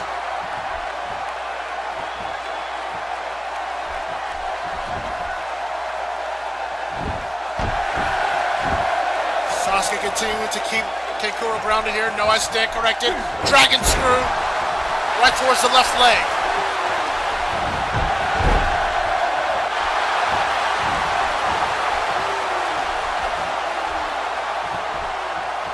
Now Kankuro here. Irish from Sasuke back to his corner. And now the Demented Sand Demon is tagged back in. And a punch right to the rib.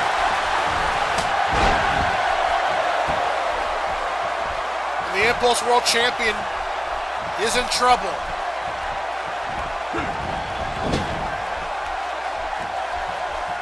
Bouncing back from the corner. And look at this! Another blatant eye rake in front of the referee. Like, how long can Keikuro and Gara get away with that? But then again, I don't blame the referee. He doesn't want to confront Keikuro and Gara. Hell, I don't. And not just because they probably have bad breath, but they're scary looking. Do not tell them I said that.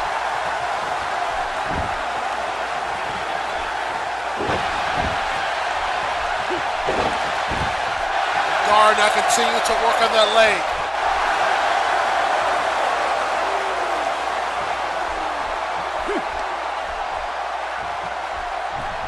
Again, Gara and Sasuke gonna go back on the onslaught.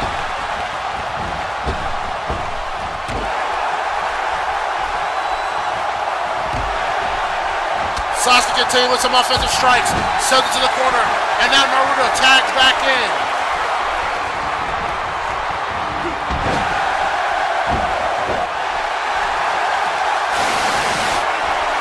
Taking a look at this replay once again. Sasuke sending Naruto to the corner for that clothesline. And back live and now Naruto back on top. What is Naruto trying to go for right here? Oh, missile dropkick to perfection. Quick cover. 1, 2, and then kick out. Naruto going back from the ropes here. Oh, Gara countered it with the roll-up. Shoulders down. This could be a problem. And a kick out at 2. But very close. Gara now continuing to work on the back of Naruto.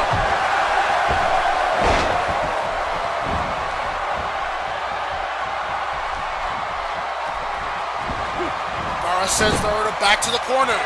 Again, very smart from Gara and Keikuro to keep Naruto away from Sasuke. Keikuro continue to work over Naruto here. Oh, look at this. Ah! Inverted DDT. It's really not looking good here.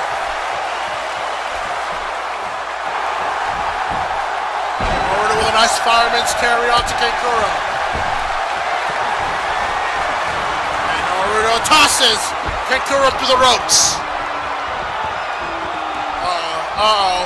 I think Okada wants to go flying. Naruto over the top. Oh, Keikuro moved out. He moved out the way. And that could have been a monumental, colossal mistake from Naruto. And now look at this. Gonna work at ringside, Naruto, Keikuro, and Gara. Sasuke not really being hesitant to help. The same damn problem that we had at Impulse 100. I don't know. Come on, Sasuke. You gotta. I know you're not fun Naruto these days, but come on.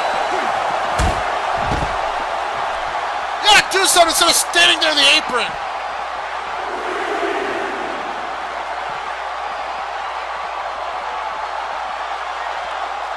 Now Keikuro.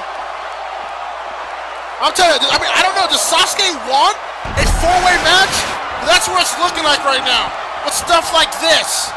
Naruto tried going flying, but Keikuro moved out the way. Naruto crashing and burning. Oh boy, we're back live here, and it's really not looking good for the Naruto Sasuke team here. That first time ever could very well not happen. Oh my god, that flatliner just busted open Naruto.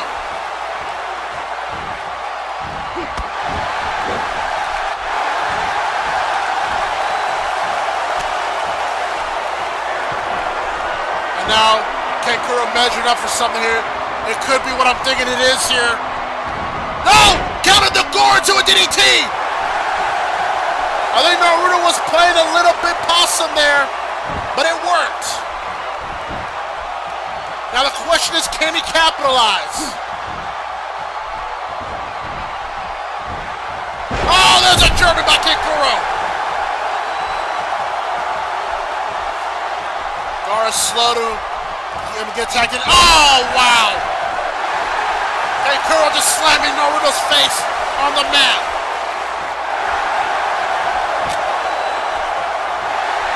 Oh, no. Santa Claus!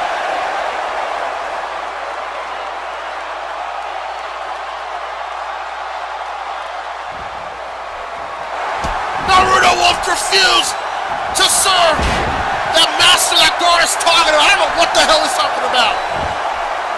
And I just missed in that claw.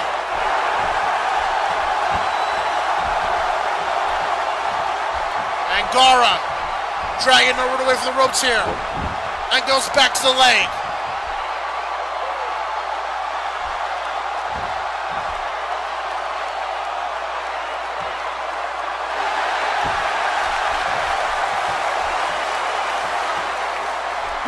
Now look at that, Naruto pushing Gara back. What else does Naruto have to do here?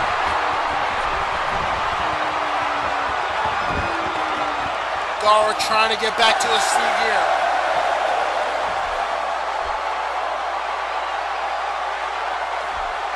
From the top, drop kick connects!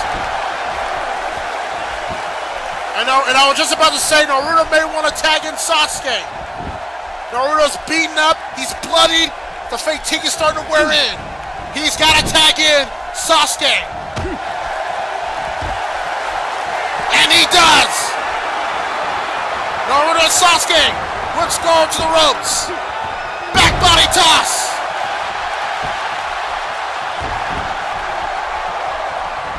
And now Sasuke, the fresher of the two. Will he connect it here? Will it be game over for the Sand Demon? No! Gara counters into a suplex!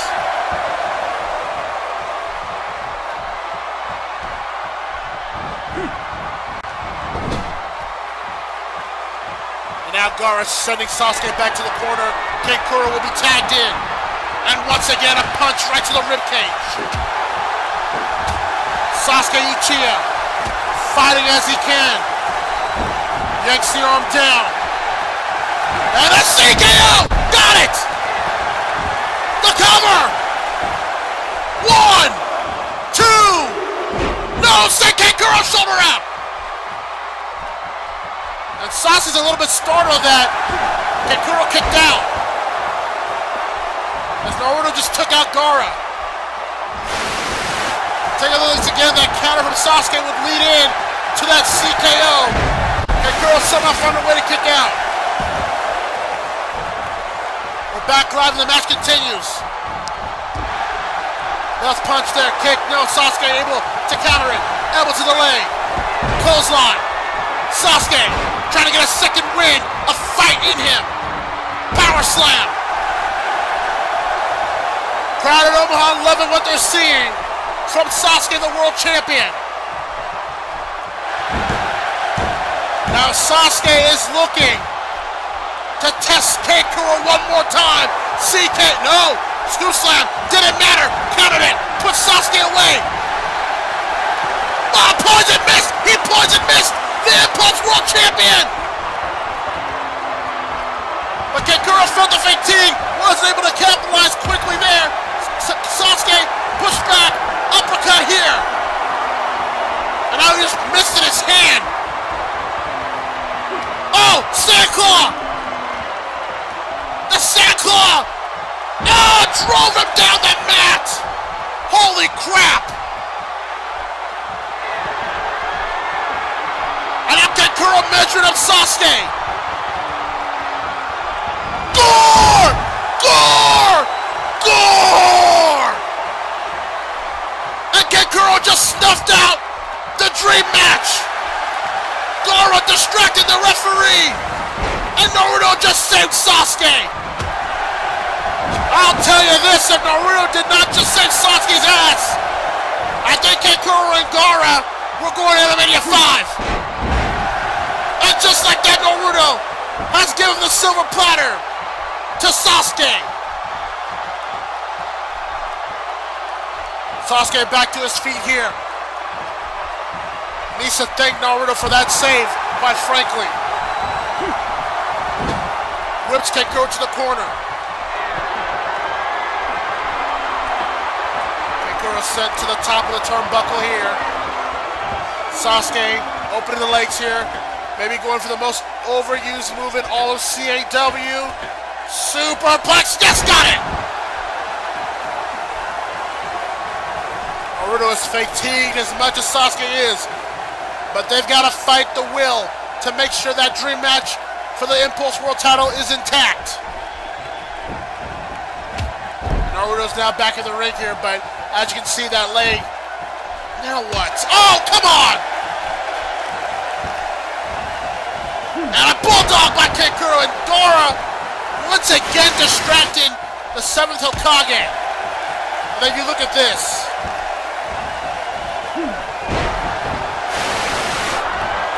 Oh man.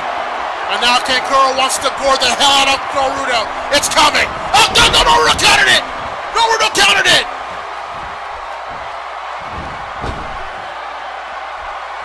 Oh my god, that was a close one. Drop toe hold by Naruto. Gaara knocked off the apron. I think Naruto's had enough of Gaara's riddles, if you will. The super kick! But Kankuro trying to get back to his feet. But Naruto is gonna capitalize once again. Has him up. Shonen jump. Kankuro busted open! Naruto got the cover one! Gaara's in the ring too! No, Naruto's done it! Naruto has saved the dream match! A super kick shonen jump combo was enough to neutralize Kankuro and pin him away! And with that being said, the Impulse World Title dream match stays alive! Naruto will defend, Naruto will face Sasuke for the Impulse World title in Los Angeles at Animania V. Sasuke and Naruto working together to keep that match intact here tonight. Oh, the CKO!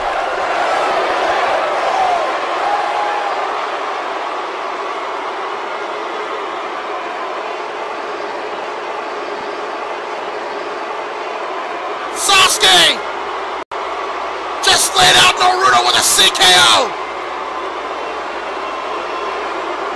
I believe the battle lines have been drawn in Los Angeles. The final debate will happen. Who truly is the best of all time?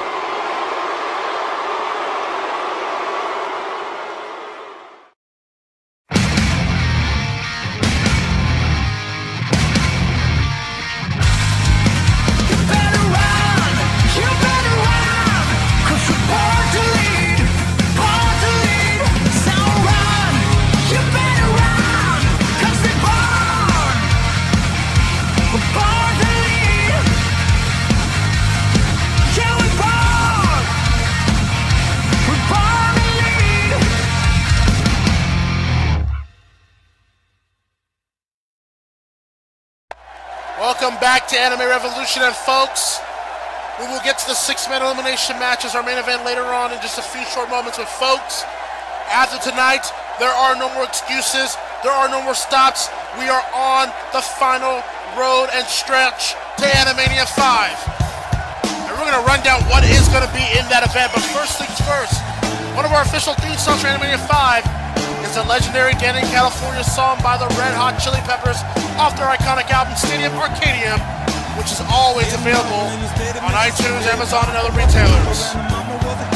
When we figured out our Impulse Road to Destiny matchup, it will be Dark Magician, Neji Ayuga, Buggy Luffy, and Zuko. In the Impulse Road to Destiny match, who will walk out with the Impulse Road to Destiny briefcase come Animania V? Speaking of the Road to Destiny match, we go over to the other brand for Excel. This is going to be the future of ACW here, as you got Tatsumi Soma Yukihara, Joe Agauchi, and Rock Lee all competing for that Excel Road to Destiny briefcase. Who will walk out and determine their futures at Animania V? Speaking of which, we'll be making history at Animania V, where one person will walk out with 2 titles.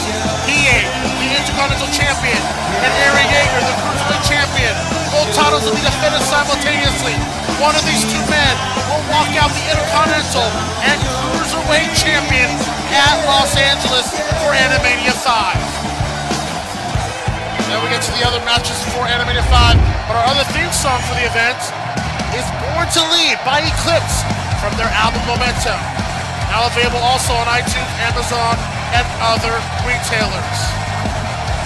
Well, ladies and gentlemen, we've got a lot of matches that were confirmed tonight, including this dream match that was confirmed that will determine the greatest fighter of all time. The God of Muay Thai, the television champion Sagai, will take on the Demon of Kuma. Two men that fighting has a legitimacy for. But who will be the ultimate fighter, if you will? Who will be known as the greatest fighter of all time? And who will walk out with the television championship? But also, what was also made here tonight, where the Glamour X Supremacy will be on the line as the submission.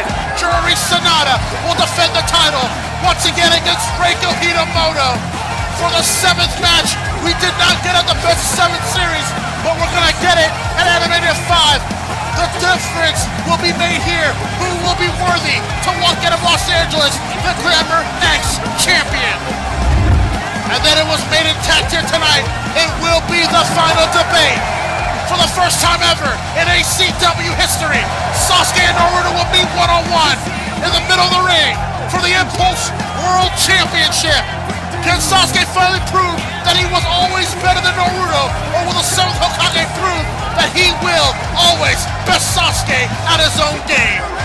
And then this huge match, which will be the main event of Animania 5, as the Raid Master Homer Glory XL Champion will defend it against the Full Metal Alchemist, the self-proclaimed best of the world, Edward Elric, who is the real, undisputed XL Champion. We will have that answer as Homer Elric will beat again for the XL Championship. Ladies and gentlemen, there are no more speed bumps. There are no more blockades. There are no more stopgaps. We are heading to Animania 5 in Los Angeles at the Staples Center live. And make sure you join us and visit us all throughout social media to get updates as to when that's going down. Animania 5, 10 years in the making to celebrate ACW. I mean, you look at that card and there's no way you can miss it. There's no way. This could be very well the biggest Animania that has ever gone down.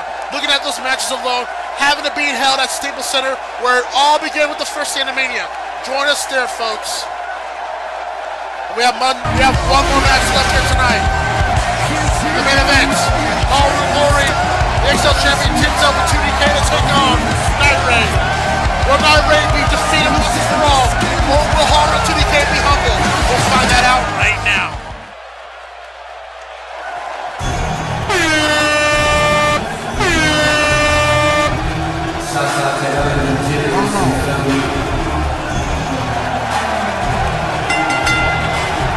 As if he couldn't have been more hyped all throughout the night. The base gods themselves, the Lord Masters themselves, Donkey and Diddy Kong, have arrived here at the Shy Hill Center.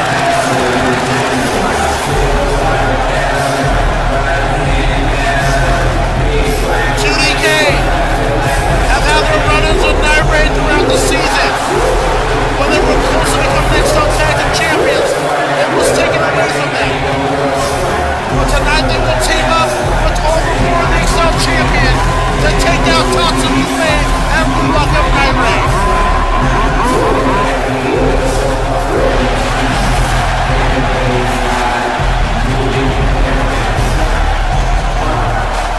Donkey and Diddy Kong, always fan favorites amongst ACW fandom. But I believe tonight, it's going to be all business.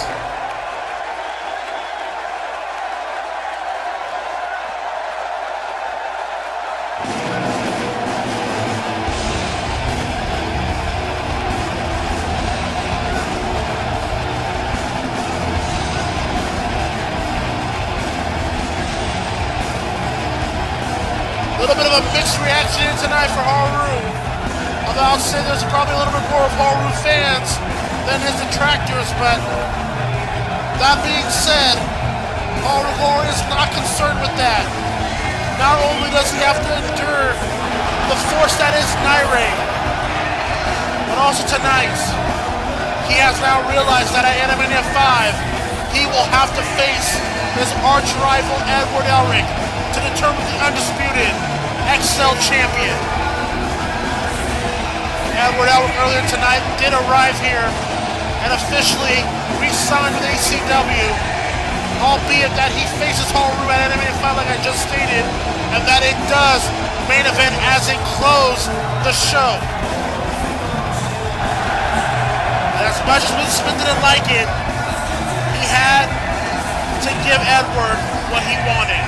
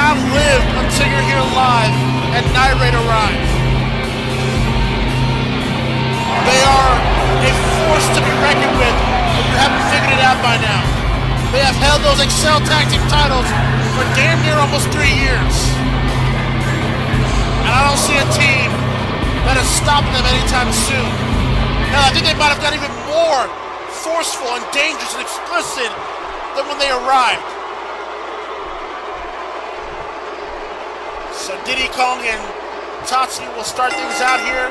And folks, it is now time for your main event of the evening. Naire faces Haru Glory and 2DK in a 6-man elimination tag. The match ends when all 3 members of a team are eliminated. Here we go, Tatsumi whips Diddy Kong, big drop kick. Yeah, we saw Tatsumi earlier, assaulted Edward Elric from behind after Elric re-signed with ACW, and I'm sure that was a trap by Mr. Smith, and I want to be very clear, I did not authorize that, I was not aware of that, I did not encourage that, and I obviously rejected. All Mr. Smith had to do was get Elric to resign, which he did, but then he took it a step further and trapped him. And look at Haru attacking Tatsumi there. Diddy Kong with a drop kick from behind.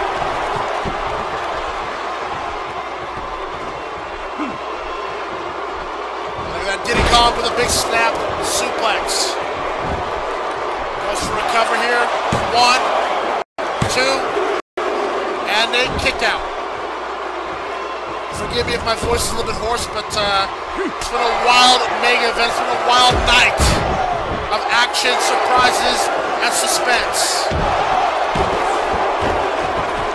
I gotta be well rested. Wow, I sound like I went further. I gotta be well rested. There we go.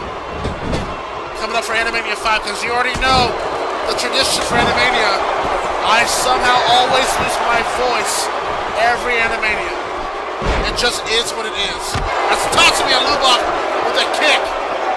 And Lubach launches Tatsumi onto Diddy. And now Lubach will be the one that's legal for the Naire team. Lubach here stomps Diddy Kong back to the mat. All body splash. Nobody home there for Lubach. Lubach able to counter whatever Diddy was attempting to go for there. And a big scoop slam.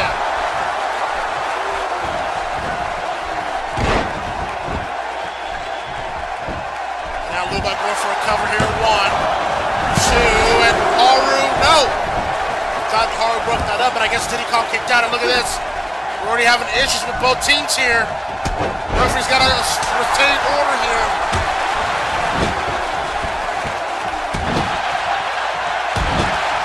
With some rights in the corner here. Has Diddy Kong up.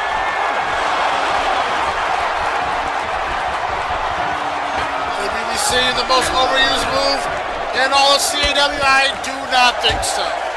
Because I'm an idiot and I jinxed it. Sounds about right. Oh, Vader Bomb! Vader Bomb onto Lubot! 1, 2. Oh, and Lubot's out of here! Wow! Vader Bomb by Diddy Kong, and just like that, Irate are down 2 members, and that's gotta be a good thing. And Lubot is out. Back live, and now the big dog wave will be the one that's legal here. It should be stated that every 3-man, 6-man elimination match, that Nairate have been in, they have always won them. Here's the cover. 1, 2, and a kick out.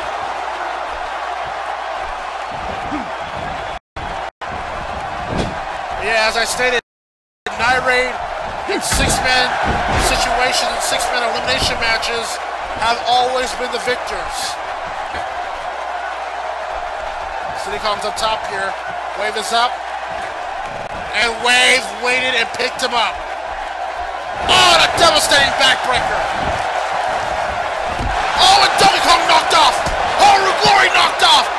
And that is why we call him the big dog. Or as some people would call him, Roman Waves. Pretty clever. Oh, what a knee. By the way, we continue to wish Roman Reigns, Joe Inoue, all the best wishes in the world. Grand Chariot by Wave 2. Oh, and Haru broke it up. That would have been game. And now Tatsumi. Wait a minute. Tatsumi! Sunset flip to the outside. And now Wave, after Donkey Kong, sends it over the top rope. Oh my God! Oh, there's a belly to back! Overhead belly to back!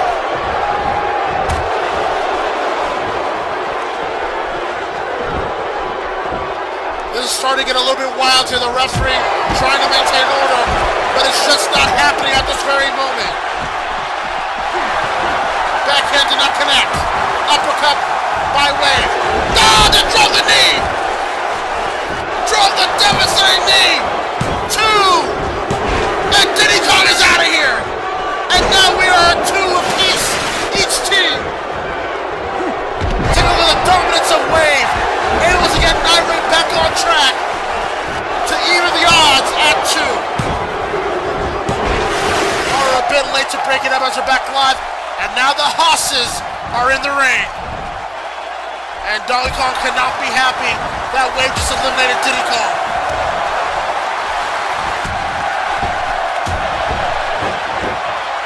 DK and Wave, I gotta tell you, they have had their battles throughout this season, and they have been entertaining every time.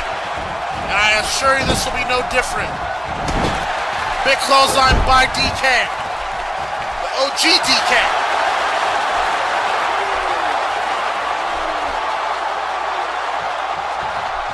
Now Donkey Kong and Haru Glory are all that is left of that team, while Nairate have Wave and Tatsumi.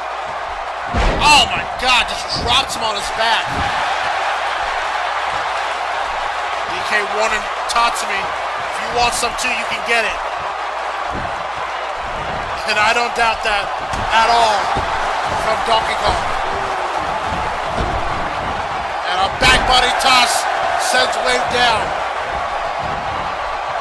Kick to the back.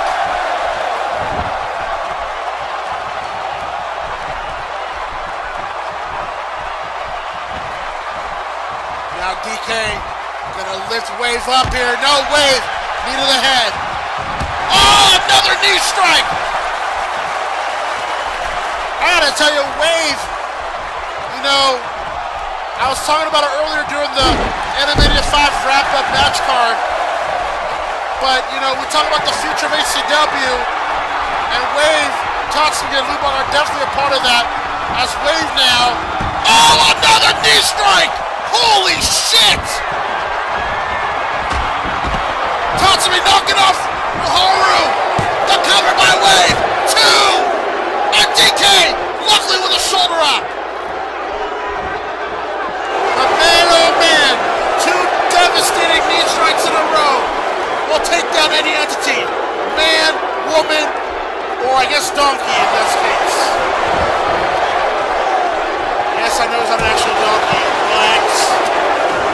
Haru once again knocked off the apron, but DK's back up, and Wave has just realized it.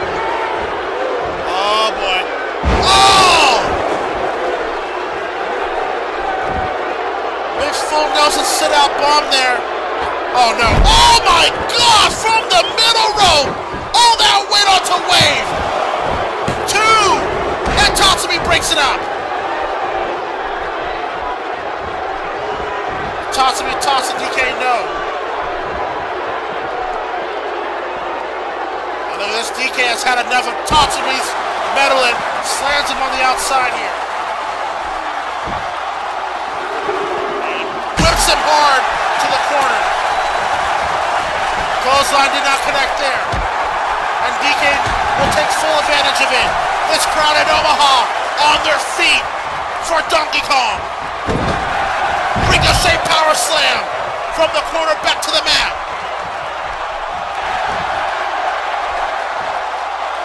DK staying high. Omaha staying high. Backhand did not work. Clothesline, no. DK. Shoulders down. Shoulders down. 1, 2. Tatsumi once again saving Wave. And boy, is this match picking up in a hurry. As DK makes Wave fly with the overhead belly. I can barely hear myself talk. This crowd is in a fever pitch. They're on an uproar here. They want to see Night Raid go down here tonight. And I don't blame them as Haru Glory has now entered the ring. Haru and Wave both met each other at the last episode of Excel in the main event, where all hell broke loose between the 2 teams before tonight. Big scoop slam by Haru. And here we go. I guess you can't see him, but you're gonna see this 5-knuckle shuffle. And the crowd behind Haru, that's how much they want to see Night Raid go down here. Elbow there. Wave.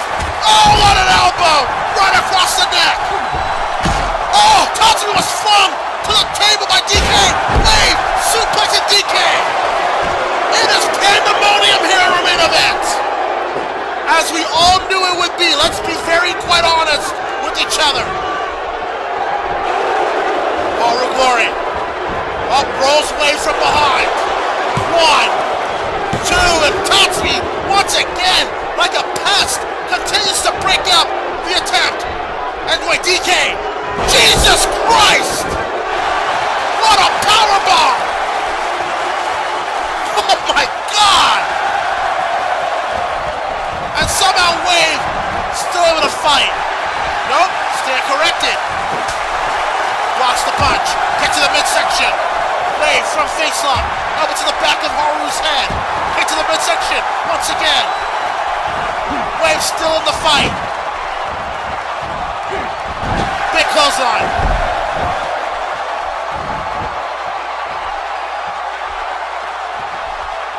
And now Wave will tag in Tatsumi. Let's take a look at Wave with that big clothesline yet again. Back live here, Tatsumi. Big punch. Another one. Big one. Tatsumi and Haru, the men that were the final 2 of the Excel Rumble match a few weeks ago, that ultimately saw Haru win it and become a 3-time Excel World Champion. And you can bet your ass Tatsumi has not forgotten it. Oh wow, what a double stereo punch there from Wave and Tatsumi. Donkey Kong knocked off. Curb stomp! Curb stomp by Tatsumi! And Haru bleeding! And Wave and Tatsumi are working over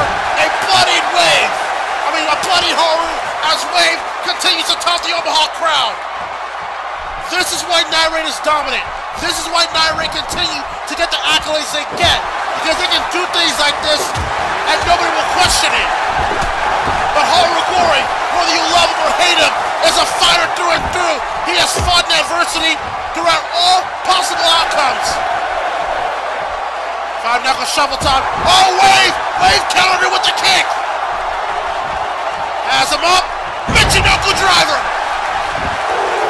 1, 2. No! Shoulder up. I think Wave is done playing games. Oh, no, War. No! Harugori. Surprise roll up. Shoulders down. And Wave was able to get out of it before Tatsumi had a chance to break it up. And Haru poured out to Tatsumi and Wave simultaneously here. Bloodied and all, Harugori continuing to show why he is the XL World Champion. Oh, sledgehammer throw. And Harugori taking out, oh wait, Tatsumi. Yep, Haru hung on there. Tatsumi going back to his corner as Haru steps back into the ring. Focuses back to Wave here. Will whip him back to his corner. Knee to the midsection. Wave. Oh, what a leg drop! Tatsumi back in the ring here. And Haru takes him out with a back suplex.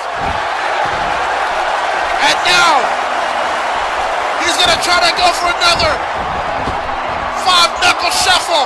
Bam! And now Tatsumi's the one that is bleeding. But Wave is up though. Wave is up. And an electric chair drop on an unsuspected Harugori. This has been quite a main event. The balance of dominance and power heading to this match here tonight. As Night Raid are taking on Haru and 2DK in a 6-man elimination tag match. Diddy Kong eliminated from the Haru and 2DK team. Lubak eliminated from Night Raid both earlier. Harugori. Oh, a snap DDT! Damn, the only person not bleeding so far is DK. But that is how important this main event is.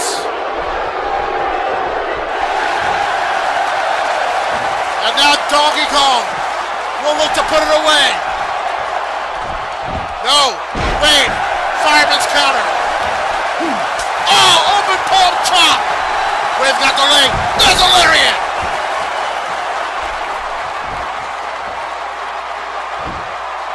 DK now on his knees here. Nope, knee did not counter that time. Mongolian chop. Backhand! Boy, you can smell it. You can smell the jaws of victory coming for Haru and Donkey Kong. If they can put away Wave, Tatsumi is on an island of his own against Haru and DK, and that's going to be very tough. And Tatsumi's already bleeding and fatigued, as you can see in the lower right side of your screen. DK has Wave up, no Wave. Kicking back DK from the top. Oh, DK countered into a T-bone!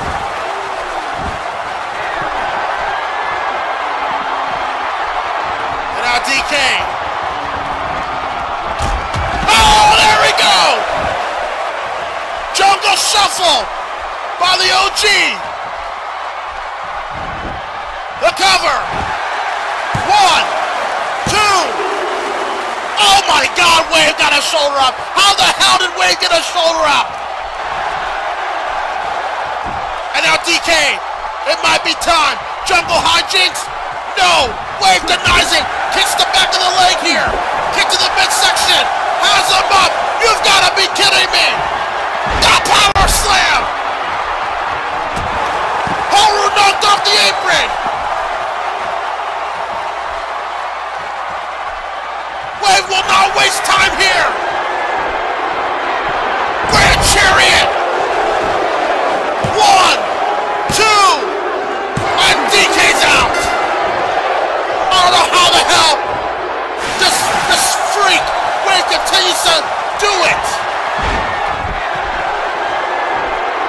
A running power slam, Grand Chariot combo will stop anybody on their track. And now Horigori is all by himself against Wave and Tatsumi, and this is where things begin to get dire.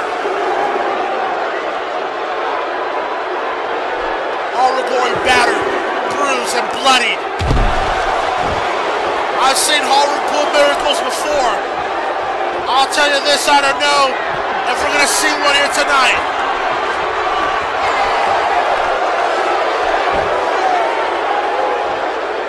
Horigori up on his feet, Wave on top, like a vulture stalking him. Drop kick. Horigori's a fighter. He's pulled out surprises before, but the history of Naire being undefeated in these matches cannot be ignored. How's him up here? Oh no! Horigori, this time got it! Wave trying to go for a running power slam. This time Haru detected it. There's 2, and Haru only gets a 2. What does Haru have to do at this point? What can he do? He's fighting this alone here. Tatsumi striking Haru from behind. The Golden Boy, the supposed Golden Boy of General Esdeath, and quite frankly, Mr. Smith. Let's call a spade a spade. But Haru will not go down without a fight. You'll have to kill the man. Has Wave up. Brave of Destiny. 1, 2, and Wave is out of here. One Brave of Destiny was all he needed to put Wave out and even the score. And now it is down to Haru and Tatsumi, and Tatsumi is gonna have to fight this alone. The supposed Golden Boy of Mr. Smith and General Esdeath will take on the 3-time Excel World Champion Horigori. The next pinfall will decide the winner of this match. Haru up top. Tatsumi throws Haru off. The 2 men that were the final 2 of the Excel Rumble match are now the final 2 of the 6-man elimination tag match. Tatsumi now puts Haru to the corner. This is the elbow there, but Tatsumi still in firm control. Has Haru back to the corner. Big knife edge chop. How about another one? Big boot there by Haru. There's a bulldog. Whew. What a night, I'll tell you that. What a fight. You can only imagine what Animania 5 will be if this is what we're getting here tonight at Anime Revolution. Tatsumi will be already a part of the Excel Road Destiny match. Horigori will have to defend the Excel title against Edward Elric once again at Animania 5. Wraith of Destiny. No. Tatsumi says no.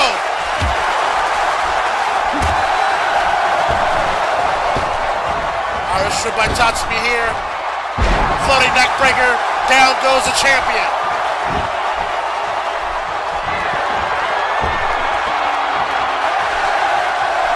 What's this now? Tatsumi up top. Leg drop, no. Does not connect. Haru able to move out the way. That's Tatsumi up on the shoulder here. Oh, an electric chair drop! An inverted electric chair drop by the champion. That could have very well been enough. There's the cover. Horigori, he's got it. No! Tatsumi kicked out before 3. Oh my goodness.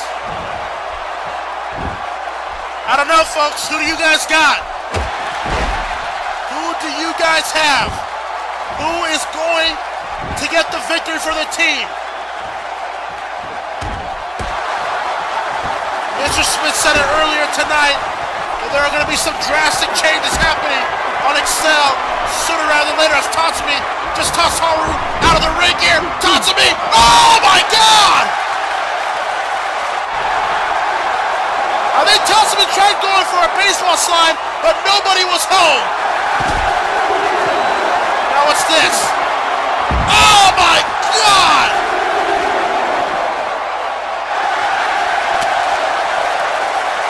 A suplex by Haru. I don't even think Tatsumi knows where the hell he is. Haru now. I'm just checking, look at this again. Tatsumi was trying to go for something, landed back first to the outside, and then Haru will look to go ahead and try to capitalize. As we're back live. Kick to the midsection. No, Tatsumi. Drop breaker counter. No, Haru caught it! Haru caught it! The same way he did it at the Royal Rumble! Tatsumi is out! Haru's got the cover! 1, 2! Holy shit! Tatsumi with the shoulder up! How the hell did Tatsumi kick out? I think Haru can't believe it! Oh my God! I don't like the little creep, but he's proven his worth here tonight. I gotta be completely honest. Punch to the midsection. Another one. Kick to the midsection. Oh, there's an enziguri. And down goes the champion. And now Tatsumi heading to the outside here. What the hell is Tatsumi doing? Oh no. Oh no, he's got a bat. This is not right. This is not right. Wait a minute! Wait a minute! Edward Elric! Edward Elric! Edward Elric getting revenge from earlier tonight! The Alchemy! As the ref is checking up on Haru! Elric sends Tatsumi back into the ring! Elric just got his revenge from earlier! The ref is saying, I don't even think Haru saw it! Haru! And wow! Another Alchemy! But from Haru! The cover! From the champ! There's a cover too! Haru's done it! Haru's done it! The undefeated streak of Night Raid has ended! With assist from Edward Elric! 2 Alchemies in a row! And Tatsumi goes down for the count! Haru, Glory, and 2DK are victorious! Elric assisted Haru tonight, but I can bet you at Animania 5 there will be no help! Haru and Elric will meet once again for the Excel Championship! Wait, speaking of which, Edward Elric! Wait a minute! He's got Haru! Alchemy for Haru! Folks! Animania 5 could very well be the greatest Animania of all time! Will that be the scene come Los Angeles?